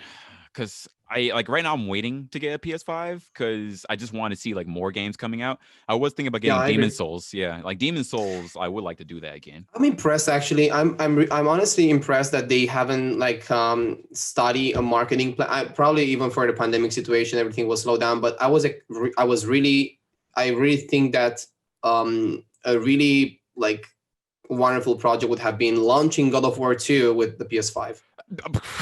I'm surprised that like there weren't like huge games like launched with this. Yeah, like it feels like this like an exclusive, you know? Yeah, absolutely. Like a big title, like a new Uncharted or like a new God of War or like a like even Crash Bandicoot. I don't know. At this point, even Cyberpunk would have been like nice to have it only on PS5. You know? Yeah, I like exclusive games. In fact, actually, I'm glad you bring that up because definitely I do want to talk to you about your trophy hunting, but also, I guess about like video games overall. You know, I mean, we are both huge gamers. I mean, we loved our time at E3. I just beat Final Fantasy 7 Remake actually like yesterday. Oh my God. I know I'm trying to platinum it now, but you know, it took me forever to beat the game. You know. But it's Final Fantasy VII Remake has been such a refreshing experience for all the old fans and for the new ones. Like Final Fantasy VII Remake was magic. I'm surprised like I haven't like heard just everyone because like I loved it. Like I don't get me wrong, I do want to see like what part 2 and 3 are going to be about, but I thought it was, you know, without making any spoilers, you know, we had like this we have this whispers in the game, you know, like changing the destiny of what happens, you know. But my theory is that through all the choices they have done in Final Fantasy VII Remake, they have generated the story that we know, the story as Final Fantasy VII. I don't think they changed the future, so I don't think we will see something different. I think this is what generated the story that we know as Final Fantasy VII. So I just have a theory that the original story of 7 was supposed to be different, and they just generated the story that we know by doing this. So they make us think that they change everything to make people talk on the internet about that because it has like such a mediatic like influence in the world. Like, oh my God, I can't believe this. I can't believe that they change everything. Oh my God. Oh, will they put the DLC of Aerith Living? You know, this kind of things. You know, I was like, wait to see it happen first. Yes. It's nice making theories, but enjoy the masterpiece. Shall we talk about the soundtrack? Shall we talk about the moments? Shall we talk about the little details in the game when you get in Midgar and you just live in the slums there and you hear the music, you see waifu Tifa in HD in 4K. Are you kidding me? Like, I know, right? I thought they did a wonderful job. I'm like the music. Enjoy and support more the video game community and complain less because it's art. We are living art. Yes. They are giving shape to our dreams. That was amazing. Oh my God, that was incredible. I even got to love Cloud at the end of this. I was not liking Cloud before. I got to love and reappreciate Cloud again. Same. I like Aerith and Cloud, you know, people that like I was like, oh, they're okay the first time around. I love them this time around. Like everybody was so cool. Barrett was better and I loved him before. Tifa, I thought she was perfect and she got even better somehow. Barrett had so much personality more than the original 7. He was swearing less, but the amount of anger he had, and the moments he got angry was. But for me, the main focus of the game is Wedge, Biggs, and Jesse because the work they did with them. Yes, they turned those because before who cared about them? Like it's like, oh, they're there, all right, or they you know. The place blew up. Okay, whatever. Who cares, right? This time around, it's like just a fun fact about 7 Remake because I brought that on my Twitch and that was such a great journey. I played it the first run. I did it in English, and I really appreciate the English voice acting. Oh my God, that was so good. That was so good. Yeah. But the Japanese was also wonderful. Like Japanese was perfect. But something that in Japanese killed me, like blew my mind off, was the part with Rosh. You know. Rosh, the guy with the motorcycle, the new one. Like one of the soldier guys, right? Yeah, I mean, Rush got voice acted. Hold on, Yeah, because I'm interested. I was like, he must have been a famous guy. He looked like he would be a like you would have a famous voice actor like in like So Japanese the too. voice actor of Rush is Kenta Miyake, and he is the voice actor of All Might. Oh. And when he's on the motorcycle spinning Oh around wow. and laughing, there's something of him when he voice acted him. Um, so you know the Japanese have like, of course, Japanese language, but sometimes they make English in Japanese, like the Like they'll say English like some English words. yeah, but like for example in My Hero Academia, when you hear like or like in Jojo, for example, you hear that very often, like nice, very nice, Shiza-chan, you know, like it's something very common in Jojo. Or when they did the same with Italian, like ori ori ori ori ori arrivederci, you know, like it was very Japanese pronounced, you know, like, it blew my mind.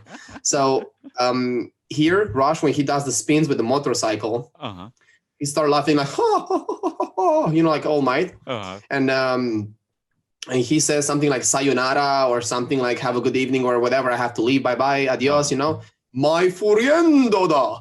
When he said my furiendo da, I lost it.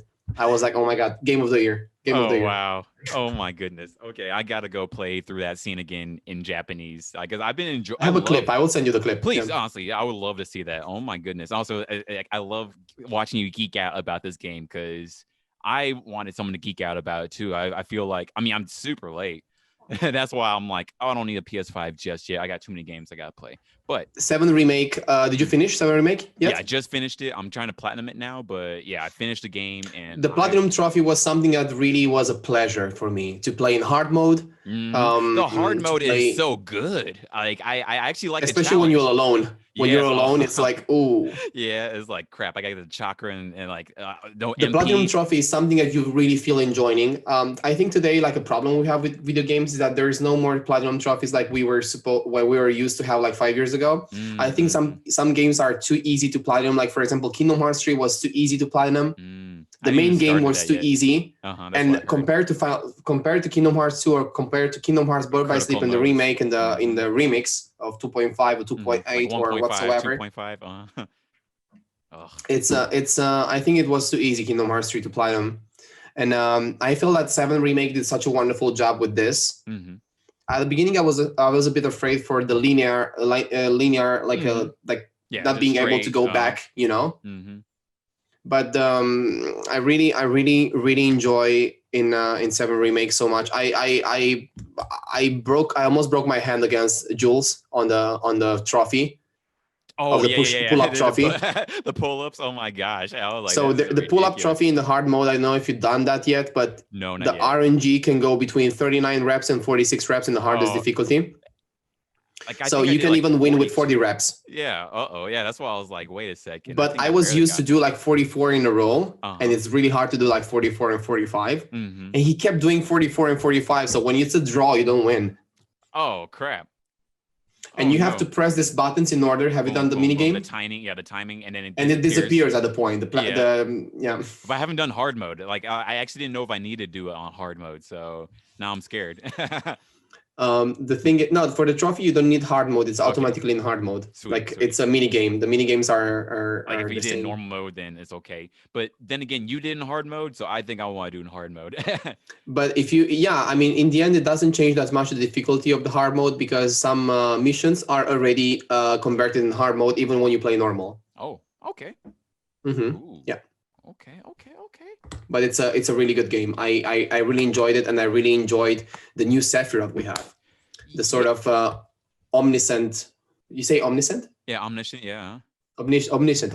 Whatever. Yeah, I know that one. The one who knows everything, who sees everything. You know, he seems like honestly like not so evil, but at the same time, it's like I'm really worried about him too. You know, like before he was like just. Like at least it took a long time for like they didn't even really talk about Sephiroth like early game until like towards the end of this one, right? Here he was like constant, and he was like I actually liked seeing him more. I'm like, what does he mean with all these ghosts and all these hooded figures? And I think they're doing a pretty good job with him and setting up the story this time around. They did a lot. And Rufus also was very cool, like the reveal of Rufus and even President Shira. That was, I don't know. I just can't wait to see Gongaga in HD, which is the hometown of Zack. Oh my gosh. Yeah. The fact that they're Have you played Crisis Core? No, I haven't played Crisis Core. Should I? Okay, listen. Crisis Core? Listen. Yes. Crisis Core. I mean, Final Fantasy 7 is here. 7 Remake is here.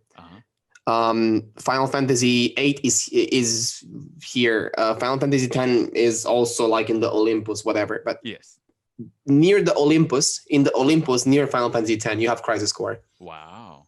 Crisis Core had, knowing you and knowing me and knowing you especially, and knowing us, trust me, Crisis Core will be.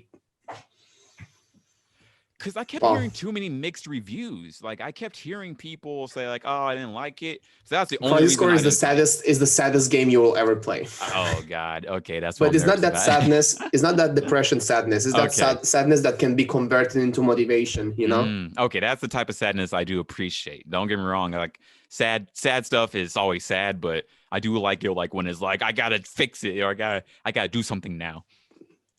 Did you play Type 0? No, I bought it though. I did buy it. Like you told me about it, and actually I have it downloaded. So yes, I'm going to do that. Can be next, but give priority to Crisis Core. Trust me. Ooh, okay. Because it completes the circle of the 7, and you appreciate more even the 7 remake after Crisis Core. Oh wow. Okay. Because I mean, see Zack a lot more. Like they even showed Zack with Cloud in this. It was fantastic. Like I'm really excited to see like what part 2 and part 3s are going to be. I mean, see the golden saucer. I can imagine that, to see. Oh my goodness. What I have here is my own prop of my own replica I made by myself of the Zack Fair Bassa sword. Oh my goodness. Because the message of Zack is to always embrace your dreams and protect your honor. Whatever happens, protect it as a soldier. Wow. Zack Fair is the hero that all of us don't deserve. He is the best, in my opinion, character in the Final Fantasy history after Tidus. And of all time, like better than like everybody. That's another category. Okay, there we go. Tidus for me is like the growth of that character of Tidus is like the most immature but mature character in Final Fantasy history, in my opinion. Wow. And Tidus is basically the sun. He's like the brightness of Tidus is basically the sun. Have you played Final Fantasy X? Yes, actually, that's one of my favorite games of all time. I remember like one of my favorite things like I did for it, my favorite gift I got for it was the guidebook for Final Fantasy X. Yeah. And I don't know, like for me, this is the meaning of everything. Like just without making spoilers, I will tell you that the Bastard Sword you see on Cloud is the Bastard Sword he took from Zack. Is the same because he got that from Zack as a living legacy. Okay, so through this sword, the spirit of Zack lives in Cloud, basically, and Zack got this sword from his own master, which is Angeal. His name is Angeal, and his own master Angeal sold everything he had in his life in order to buy this sword. Wow. So he always keeps saying about things about honor, about pride, about protecting all your dreams, believe in them, and he gives the sword to Zack as a living legacy to make Zack carry everything Angeal taught him. Wow. And he does the same with Cloud after. And in Crisis Core, you will see also a very young Cloud being also like not the way you are used to see him. You can see him like kind of joking, smiling, being like more friendly, more happy, more human. And Crisis Core is also one of the most important chapters in the history because you can see why Sephiroth became the person he is today. So you can see like a hero Sephiroth version, like a person that is really human, really careful about everything, about everybody, being protective, actually, being a bro. So you can imagine like Sephiroth being a bro. Whoa. He's not killing everyone. Okay, why? So why did he turn crazy? What happened? So all these things can be answered in Crisis Core, and Square Enix doesn't even pay me to say that. So it's like,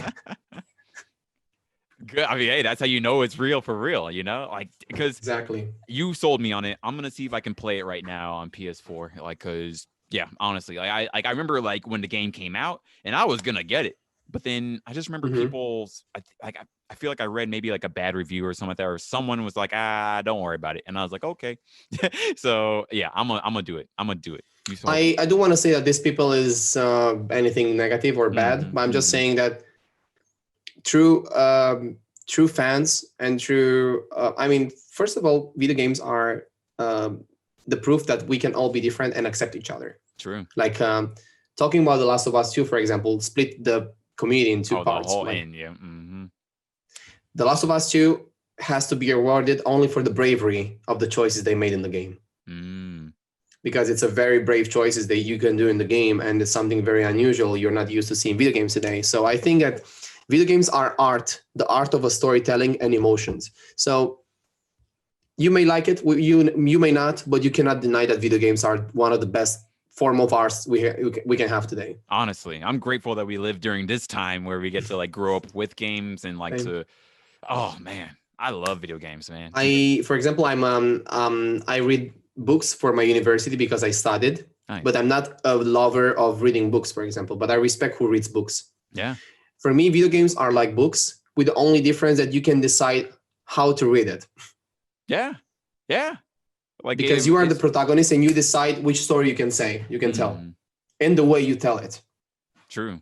Ooh. So I feel that it's the connection with a video game is deeper than the one with a book, for example, because you have the visual imagination. With a book, you can imagine the character as you want, but here you have like a visual image that you can get attached to. And when it comes to cosplay, I think that the character choose you, not you choose the character. You know, like when you feel like, oh, that's me. That's literally me. Like, I'm pretty sure that's me. You know, like that's so much like me. I like that. I like that. The cosplay. You can be the person who eats veggies, or you can be the person like Noctis who removed the veggies from the burger and give that to Gladio, you know? We're all different today, and we need to accept each other's. That's the truth. I like that, man. Whew. The last thing I think I do want to like really ask you about this. Your platinum trophies. How do you have so many, you know, and like how did you go about that? Like, did you say like I'm going to do this and you just like worked it? Because I have 30 and I'm proud of that. But I saw like you have like 130 or 150 or how many do you 160, have? I think. Wow, and I was still off. Oh my goodness. Stopped platinum. I stopped doing so many platinum trophies as I did before. But for me, a platinum trophy was my personal way to express the love to the video game by giving everything I have. And some of them were really stressful. Like I have like my top 3 of impossible games I platinum. What was it? But I also think that was before cosplaying. Now I retain that cosplay is my way to express the love for the community and the love for the video game. But time ago, I was considering like a platinum trophy, like a sort of ultimate experience I want to do for the game to tell them how much I love that. Yeah. And it's also like a mental setting, I think. Like I want to enjoy the game to have like a hard difficulty, because I think sometimes life can get to that as well. You can live a life by doing a job that everybody can do, which is okay. But you can decide to live a life by doing your own thing or like risking something, you know, but in the same time, you know that the final result will be more rewarding. Yes. It's like the same thing when you decide to play the game in hard mode. When you finish, you unlock the hard mode trophy and the normal trophy, you know, the normal mode trophy. But if you play in easy, you only unlock a few trophies, and it's less satisfaction. Yeah. Wow. Yeah.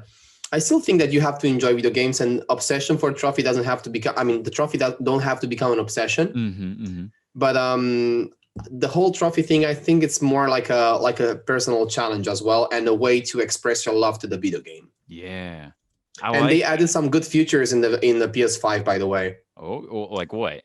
I will tell you. So in the PS5, you can select the trophy, and the game will bring you to the point that you can earn that trophy without replaying the game from the beginning. Like for example, if you do like a missable trophy, and there's I don't know, like do 5 stars in this song whatsoever, but to arrive to that song, for example, that part, to do 5 stars, you need to finish the game once again and get in the middle, like second playthrough type of deal. The game brings you straight to that point to make you do the trophy. So they really improved that.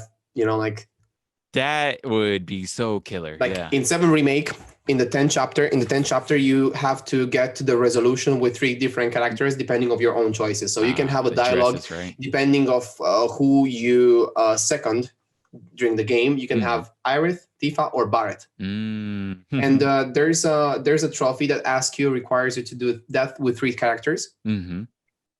And in order to do that, you have to replay the game until chapter 10 once again to do all the choices from chapter 1 to get to the chapter 10 to have that choice. Oh, crap. Through this selection, I think you can just, choose the choices and you can get straight to the chapter 10, for example. Okay, good. So I don't have to like play all the way over again. Yeah. My hardest Platinum trophy, I think one of the hardest ones are, Dead Space 2. Oh. Dead Space 2, for whoever never play that, it's a very horror game, and it's a very jump scare game. It's pretty scary. You are Isaac, and you are in this sort of space ship. Yeah. Like there's no one with you. You're alone in this ship. You need to rebuild to go back to home, and it's like the Platinum trophy is to beat the game in extreme mode. There's also a trophy like you have to finish the game only with a plasma cutter, which is the main first weapon. The starting gun, right? But it's okay. It's okay. It's still doable. Not too bad. Okay. But the hardest trophy is finishing in extreme mode. The extreme mode is you find only a few ammos in the game. You have less health, less ammo. Enemies does more damage, so you have like an insane amount of damage. Oh crap! And they don't die sometimes. They can just revive sometimes, and even if you think you killed them, they just surprise mother, and the hardest part is that you have only 3 save points. You have only 3 save opportunities in the game. So you have 15 chapters, and you need to calculate when to do the first save and when you do the second one, when you do the third one. Oh wow! So you have to kind of like. It's funny because you get to play until chapter 5, for example. It takes like 3 hours to go to chapter 5. And then you got to a point like, I can still go a bit further and save. Maybe I should save here. Maybe not. And then you die. I'm like, I didn't save. And you have to restart all over. Oh, no. Holy crap. So I remember there was people being desperate and saving at the 4th chapter because they were feeling, and that's okay. That's a good point as a first checkpoint. My first save was at 7th chapter when I did it. I was like, I need a break. No, but lucky that I was not streaming because I was like this. Okay, good. Like focus 100%. No, I was like only there. Yeah. And the second save, I had to do it at 9. 2 chapters later, what happened? Yeah, because there's an impossible part of chapter 9 that you really have to save. You don't want to do that again. It's like, ooh. And the third save point I did in chapter 13. And so I had to play 13, 14, and 15 together and finish the game. And that's it. Okay. I had a friend of mine that was hunting trophies time ago, and he didn't know that you can die during the ended credits. Oh, no. In the credits, you can die? Oh, my goodness. That's brutal. So, yeah.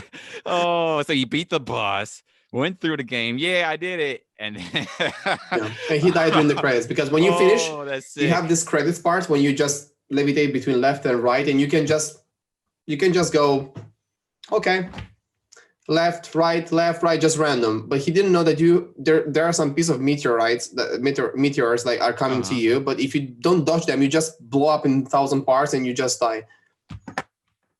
Wow! And then you have to start over from the last save. Wow! Another platinum trophy that I'm really proud of was DJ Hero. Ooh, that's hard. The music games. Wow. Yeah, especially DJ Hero was exactly like that. Would sound super hard. Yeah. You need to tell a girl about that. Unusual. Yeah. It was less popular than Guitar Hero, so it was unusual. Another platinum trophy I'm really proud of are the Souls. Ooh, you platinum the Souls games? Wow. The hardest one was Demon Souls. The first one. The first Demon Souls was the hardest one. On PS3? Yeah. Whew. My God. That one. I didn't even looked at that. I was happy when I beat that game, and I barely beat that game. My friend had to help me. So. You have to do many runs of that game, and every time you do a new run, enemies are getting to a new level, so you have harder difficulty. Wow, you platinum Demon Souls. I mean, I saw you platinum Bloodborne. That was a good platinum. Yeah, thank you. Yeah, very satisfying. Yeah, honestly, I felt really proud of that. Like, honestly, like you had a metaphor about life, like leveling up, and I felt like Bloodborne platinuming that was like, okay, I feel stronger. I feel it's exactly mentally. what I said at the beginning. With the difficulty. That's also when you can reverse that in your real life. That's amazing.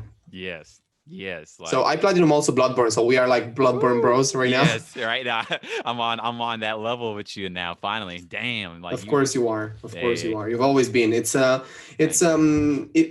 games can teach you a lot, and I think that platinum trophy add that extra difficulty, personal challenge difficulty that can make you enjoy the game a bit more. Yeah, honestly, like that's why I'm super happy to hear what you have to say about, because honestly, I love platinuming trophies. I think it is like enjoying the game to the fullest, drinking the marrow out of the bone, like making sure that you did everything that the developers are hoping that you would do, right? I don't know how I forgot about this, but I platinum all the 3 Crash Bandicoots. Ooh. Oh my goodness. Wow. That really made me become a better person. That sounds like one of the most stressful games of all. No, that was like, I learned how to not throw a joypad. Yeah, right. So it's like, I learned to not throw the joypad to the TV, but just aiming a little like on the corner.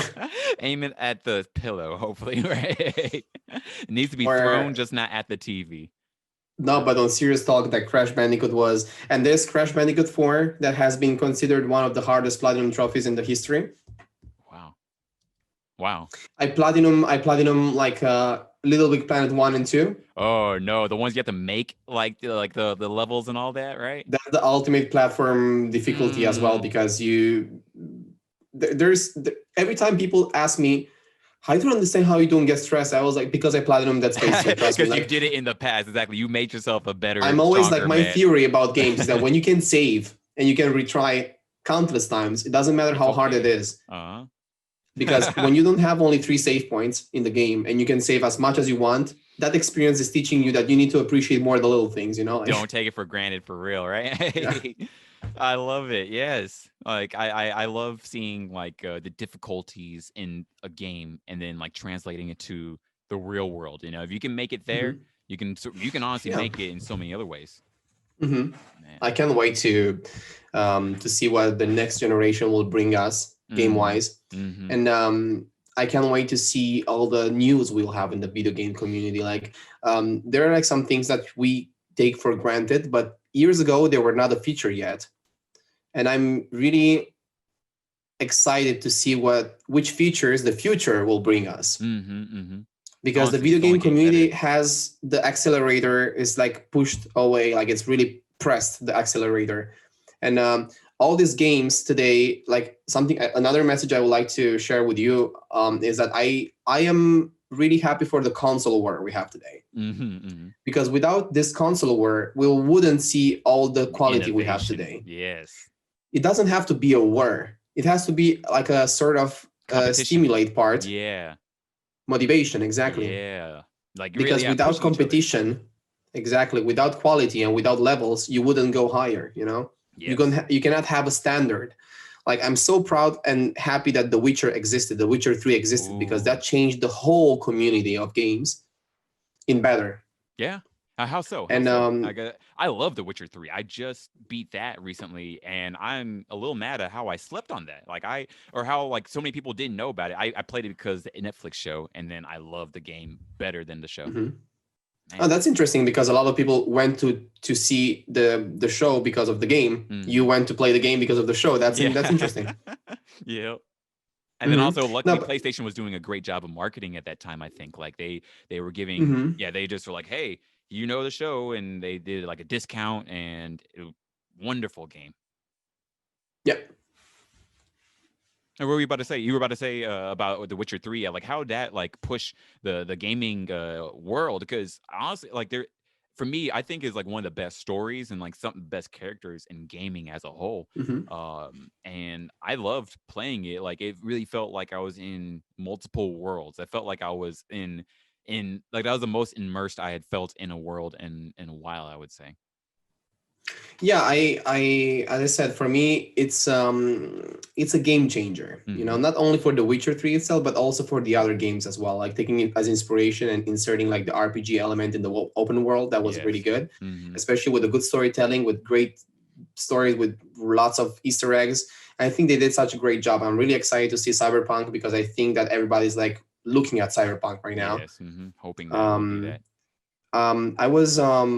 I was really, for me, the most surprising game of 2019 was Devil May Cry 5. For me, the one that really blew my mind was Devil May Cry 5. I'm a huge fan of Kingdom Hearts as well, but I was hoping to see Kingdom Hearts doing better. Yeah. I haven't even opened my Kingdom Hearts 3, unfortunately, yet. I felt that there was something off, but I'm a big fan, so I will always love it despite everything. But I just want to see news today. I just want to see. I'm not that kind of person who is against like delaying against, the games. Xbox or like against. No. I mean, I'm not against delays of the games. For example, I appreciate more Cyberpunk delaying the game instead of like releasing a broken game or instead of like releasing something incomplete. You know. I'm a big fan of great games, and I'm patient. I prefer to wait more years than having the product I've always wished for. Like after 7 remake part 1, we expect the best from part 2. Yeah. Oh, absolutely. It has to be better. You don't want a rush product, you know? I don't. And I agree with you. I rather that Cyberpunk takes its time and becomes the great game that we're all hoping it's going to be. So, people who are getting mad is like, especially now with Corona and COVID, it's just like, it makes sense. We need to educate the community to let people understand that they are not machines. You know, they have to adapt themselves to the market and also find a way to make the game the best gaming experience for us. And it takes time sometimes. It's art. It's a lot of programmation. It's a lot of programming. Sorry, it's a lot of hard work, 2D, 3D, audio. And those consoles today are very strong and they have to keep going. So if you do a game today and you see, for example, Cyberpunk doing something epic, you need to keep up that standard as well. And you have to remake all the structure of your game to make it compatible with the next standards, you know? Yeah. So games today are games that got developed even 5 years ago, but at the same time getting updated with what they see today. Yeah, that seems really hard. Yeah, to think and sometimes, for example, on social media, depending on what happens in the world or what happens with other things, they have to change also to adapt, you know, to insert something that can be a lesson for us today, to be politically correct, to be more safe, to be more appropriate to what we live, for example, you know? That makes sense. So there are a lot of things that have to be fixed before releasing a game. And people should respect a bit more, you know? Yeah, have more patience for sure. Yeah, should respect a bit more. Yeah, exactly. That's what I'm saying. I agree. No, I wholeheartedly agree because, I think it is such a bummer to see the game. I love gaming, but the gaming community could be a lot better, you know, a lot more accepting, a lot more open, a lot more patient, rather than just, you know, all the time. Yeah. And exactly. Yeah. And honestly, supporting it, like you said earlier, we need to support it as best as possible, you know, support the industry and support the story so that way more can be made and more can be made even better. Like, for example, I'm when I think about like free-to-play games, like for example, Genshin Impact. I play a lot Genshin Impact these days. I'm about to start playing it. It's really good. It's really good. It's a free game. It's really good. I am happy to support the game by spending €5 for the monthly pass or $20 for the battle pass, for example, because it's a free game first of all, and it's a way also to support. It's the only way they can earn money with us. Yeah, there's no ads. So I feel like there's no ads or anything like that, right? No advertisements. No. No, there's not. But it's not a big gaming company, but they make a big video game, and I think it's like fair to award indies or to give more space to indies or to give more space to the smaller, you know, competitors out there to make them grow, because I think everybody deserves that, and there's a lot of hard work in there. Yeah, I like that. In fact, like I like that too. You know, like you're not the only person I've heard say they want to support Genshin Impact to that level. You know, but yeah, you know, it makes me want to get into it. Like I think I'm really gonna start My problem was that like I don't want to play games on PC, not yet. Have you played Phasmophobia? No, the funny thing is, I'm supposed to play with Bill today, so we'll see how that goes. Bill is amazing. Oh my yes. god, I miss Bill so much. Oh my god, Bill is like. I need to see Bill again. I miss him. Imagine me and Bill getting shirtless in front of a pub, in the backstage of a pub, and starting to do push-ups like randomly. Yes. Oh my gosh. We were like, what's the name? Oh my god. I always miss the name. AX or like there was like some party that you guys were going off, and I was like, this is so dope. Hold on a second. Full Metal Armstrong and. Oh my god. Armstrong and Curtis in Full Metal Alchemist when they meet for the first time. And they do like, that handshake.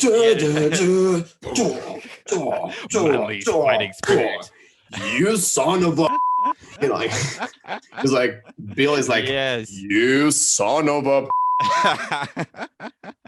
Leon, my man. I love this man. It's like, I love Leon. I love you too.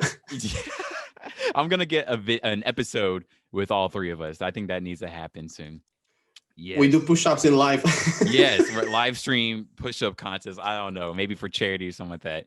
I don't know. Yeah, that would be something that both of us would do like 100%. Like we are like this. We always love each other. Like you introduced us actually, and I have no doubt that he was going to be like another Jojo bro like us. And I'm so proud of him that he's doing so well in the voice acting. Yeah, like you saw him? Like he's in JoJo's Part 5. He's in JoJo. He's Gacho. No, he's Gacho.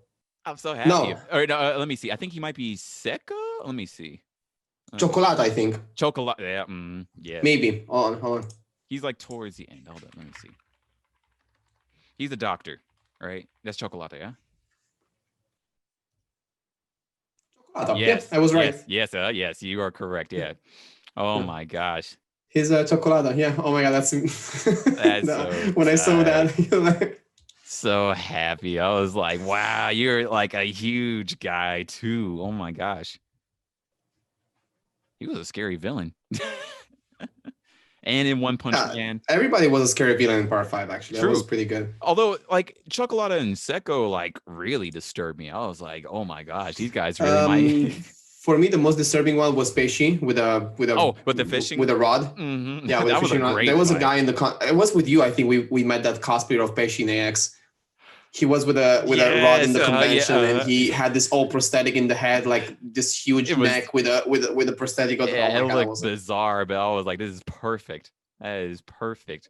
Oh my god! Like, by the way, I almost forgot to tell you that I am going to cosplay Diavolo, and I have a shooting that I planned as Diavolo. Ooh, I can't. When is this about to happen? But I have to skip it because we need to wear a mask outside today. We can do like photo shootings outside without a mask. I see. Mm-hmm.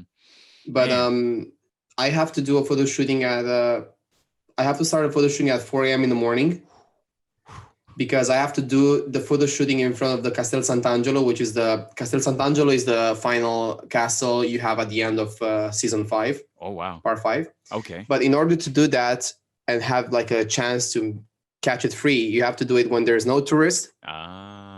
So I think this is like the most appropriate period, but we have to stay home. Yeah. So I had to postpone this project, and yeah. Man, I can't wait to see when that happens though. Like that's but Diavolo is like hard right now because after Dio, I feel like people is expecting a lot. Like it's hard. It's hard when you do like something that you really like because it has to become a new standard that you have to go beyond. Go beyond, but you can do. I do believe in you being able to do that. Although, with Diavolo, that's going to be hard because it just like the characterization of him. He's so extra. Yeah. Oh, very much so. And then, I'm wondering, like, if I'll just see what you do. I'm excited. You'll see. You'll see. I have leather pants, lipstick. I have everything. Ooh, got me hyped, bro. Oh man, bro, this was an amazing conversation, man. Like I'm super happy that we got to do this. Time flies. Honestly, like this. Like, let me see how much time. Wow, almost 2 hours. Yeah. Yeah, we double the time. Dude. We double the time. And I'm also going live on Twitch very soon. So Hey. I'm really happy that we are here together, my friend. Like we are proving to the world that we stay connected. We stay here. It doesn't matter what happens in the world. We have this technology, and we need to be grateful to the world we live today, because we can be connected. Yeah. Honestly. 50 years ago, it wouldn't have been possible. Today it's possible. Letters. Yeah. In 50 years, I will teleport there and give you a huge hug. There we go, right? So, hey, Leon, there, right? Yes, I can't wait. But, I am grateful that we grew up in this time, like this time that like allows us to be connected with each other, to show our passions like this, and like to be accepted like this, like, I mean, hell, just even, one thing I do have to ask you later on, like I'm interested in like how you grew up like anime, like as a kid, because like in America we had Toonami, and like I'm interested in like when you got started with it. Fuck it, let's just ask that question, right? When did you get started with anime? What was like your first anime, and like how? Yeah, what was your first anime? And then that'll be it. I'll stop.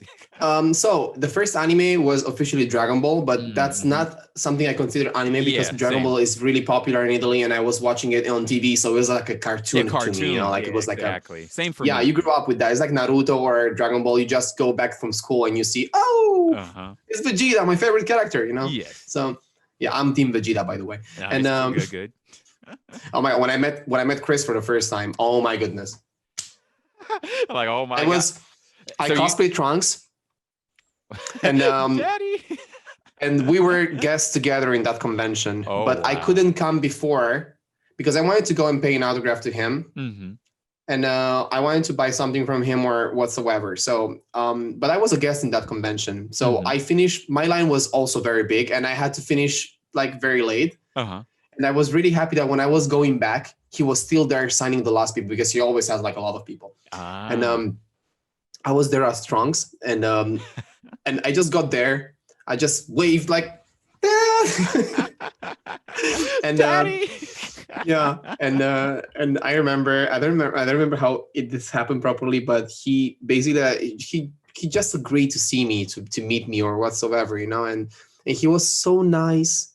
He was so nice. We did this quick video because he's always very available, very nice, Some people don't understand how hard it is for some artists. I mean, I know that for myself, but I always like talk for the others as if I'm only just a fan, but I'm also doing this. It's really hard to keep smiling and keep going after 8 hours of line. Bro, I'll never forget like in E3, like when you were All Might. Yeah. And like, I remember you needed to go to the restroom, right? And like you were in full Leon, girl. Oh man, I was so proud of you, and I was like, I had to be the meme. You saved my life because I have to zip the all the suit, and I couldn't reach it because and I was like, bro, sorry, I need to ask you the ultimate Jojo favor. Can you unzip me? I got you. But like, I was so proud of you because like fans were stopping you from going to use the bathroom, and you were like, okay, I got you. Right. And like, it was like, oh my God, Leon, can I take a picture with you? And then it was just like, okay. Like, and I was like, hey, he needs to go use the bathroom. And he's like, don't worry, it's cool. I'll do it. For me, the most hilarious thing happened. I think it was the most hilarious thing happened. I don't remember if it was Katsucon or no, it was a convention I was guest at. And so I got escorted by the security from a point to another, okay. But I'm always like kind of person who doesn't want security around because I'm a people person. I love spending my time with everybody, and I'm always there for everybody, Yeah, you're not trying to keep distance. The thing is, I was peeing. I was literally in the toilet peeing. And this guy was like, so imagine the scene, I was just there, okay, peeing. And the other person, I don't know how to say it in English, like those things where you pee, like it's like the stall, right? Yeah, the stalls. And the other person came just close to me, and he was like peeing, and I was like, I felt that he was looking at me. When you feel the press, when you feel like you're getting observed, like he was like, hold on a second, are you Leon? I was like, yeah, hi. Oh my God, I can't believe I met you. Can we have a picture? I said, yeah, sure, of course. But I suppose in English, can we have a picture? Doesn't mean the picture right now. It means when you finish the pee. Exactly, right? Yeah, he said, whoa, so cool, you're epic. I was like, what? Bro, no. Selfie. Oh my I was like, God. I was like, oh my God. I was like, bro, I was so shocked that I couldn't say anything in that moment. I was shocked, but from the way I am, I'm not the kind of person who gets offended about that. I just found it that he was so extra. Right now, right? Like, I look for that picture on the internet to find it, just to have like a proof of this story, but I never saw this picture ever. But the story was top tier. Oh my goodness. Like, hey, we have a picture. Okay, sure. Wait, right now, right? Like I said, that's what I was thinking. I was like, okay, you want a picture? Cool. Let's finish. But let's get back to Chris. So I was like, I saw Chris. We took this video. Chris he was super nice. He was super nice. He just gave me an autograph, and we did a video. I was like, Dad, what is my power level today? And he was, I don't want to answer that question. He was like, I don't want to answer that question, Trunks. And he was like, oh yeah, he's so good. I was like, Dad, please, go back to the park. And he's like, it's over 9,000. And I was like, oh my God. He said the line, yes. Oh, no, wow. Just another thing I want to say, like, being guest in these huge conventions, and it's something that you also know when you work with Funimation or when you work with other companies that you get to interview, like people that you really admire and love a lot. It's so hard to stay professional and not fanboy.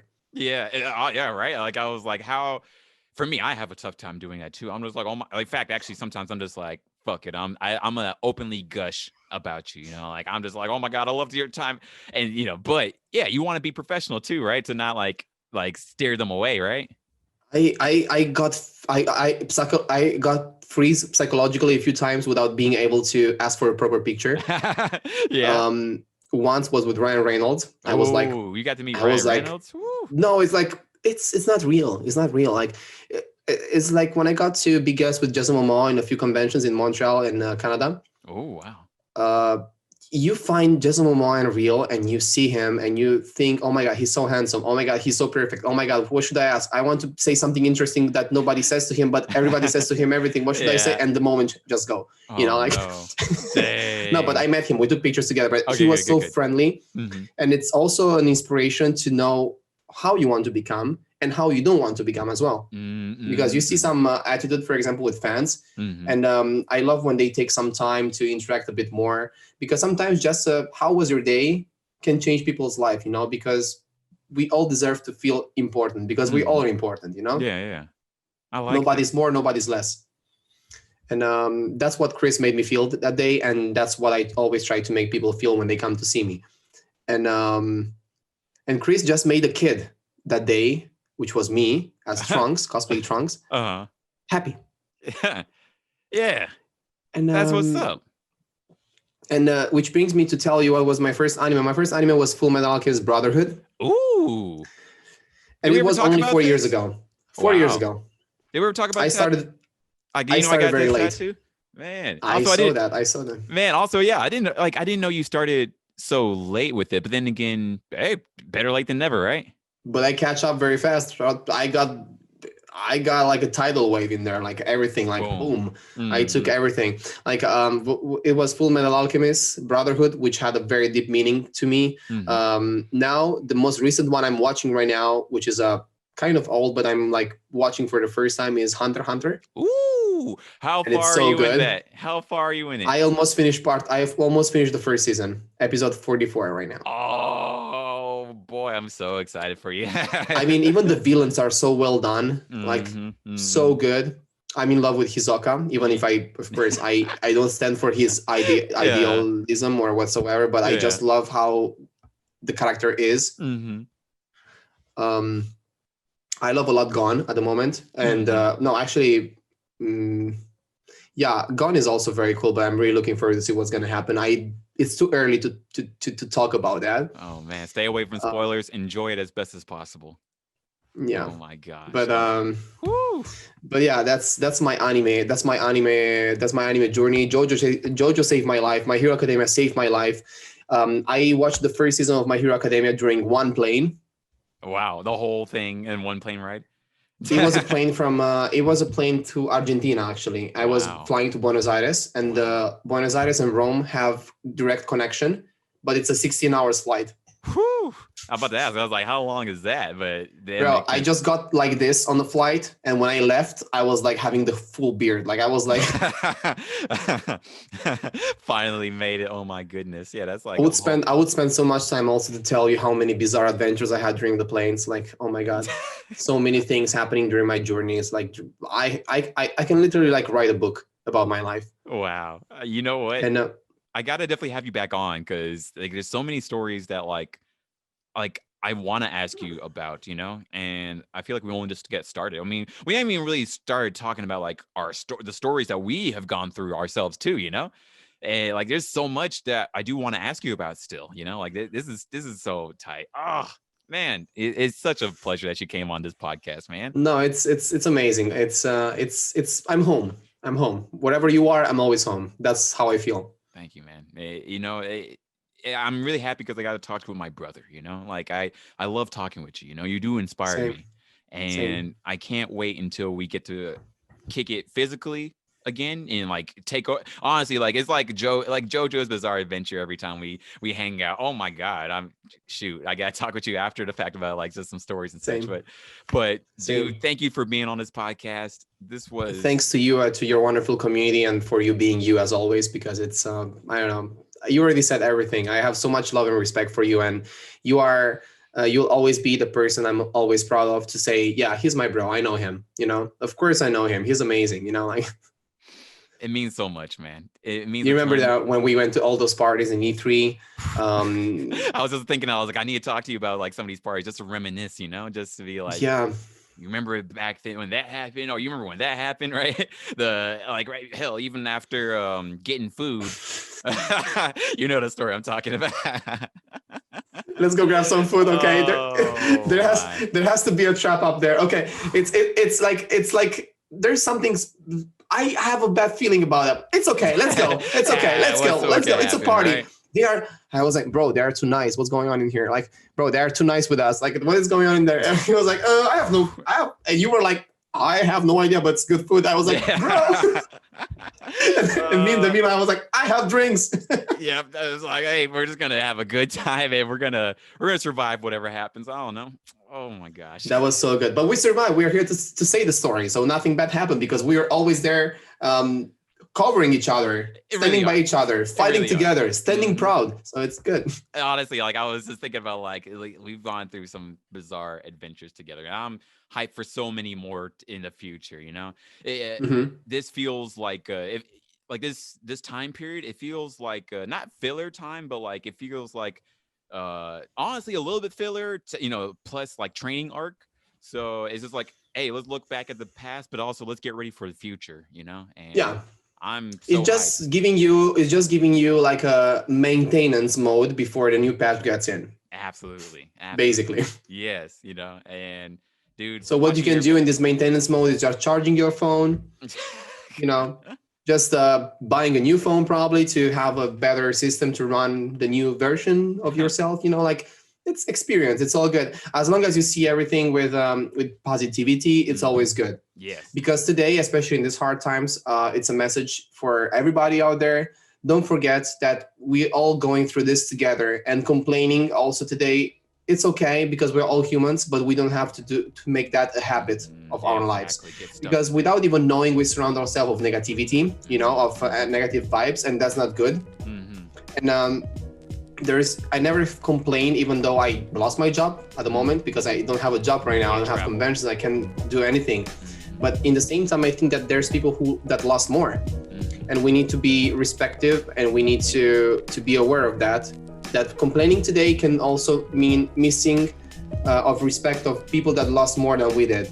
So we need to always feel like happy of the little things we have and enjoy them more, and give valor to the friendship, to the small things like a coffee in front of your favorite place, and just enjoying life a bit more, you know, without complaining too much, because we're going through this together, you know. But for some people out there, it's a matter of life, you know, and we need to remember that we need to take care of ourselves and to love more each other. That's all. I love it, bro. I love it. I love you. Thank you so much for being on the podcast. Is there anything you would love to plug, you know, anything you'd like to say, any last words for sure, you know, like where can people find you, and, you know, where can they be watching your stuff? It's you can find me on Instagram. You can find me on Twitch. I'm very active on Twitch this period right now because I am trying to dedicate my time to some people out there that are in my community that don't have the luck to have many friends in their lives. So they found themselves like really big friends in this community. So it's my way to give you some company, to make you feel less alone, and to give you positivity, to give you like motivation, and never make you forget who you really are. Okay, so that's it. I stream on Twitch. I'm very active on Instagram. As soon as possible, I'll also like get back to traveling, and I can't wait to get back to see you and to do this Jojo tour in Italy. Can't wait for that for sure, man. Like hopefully absolutely. Next year we can make that happen.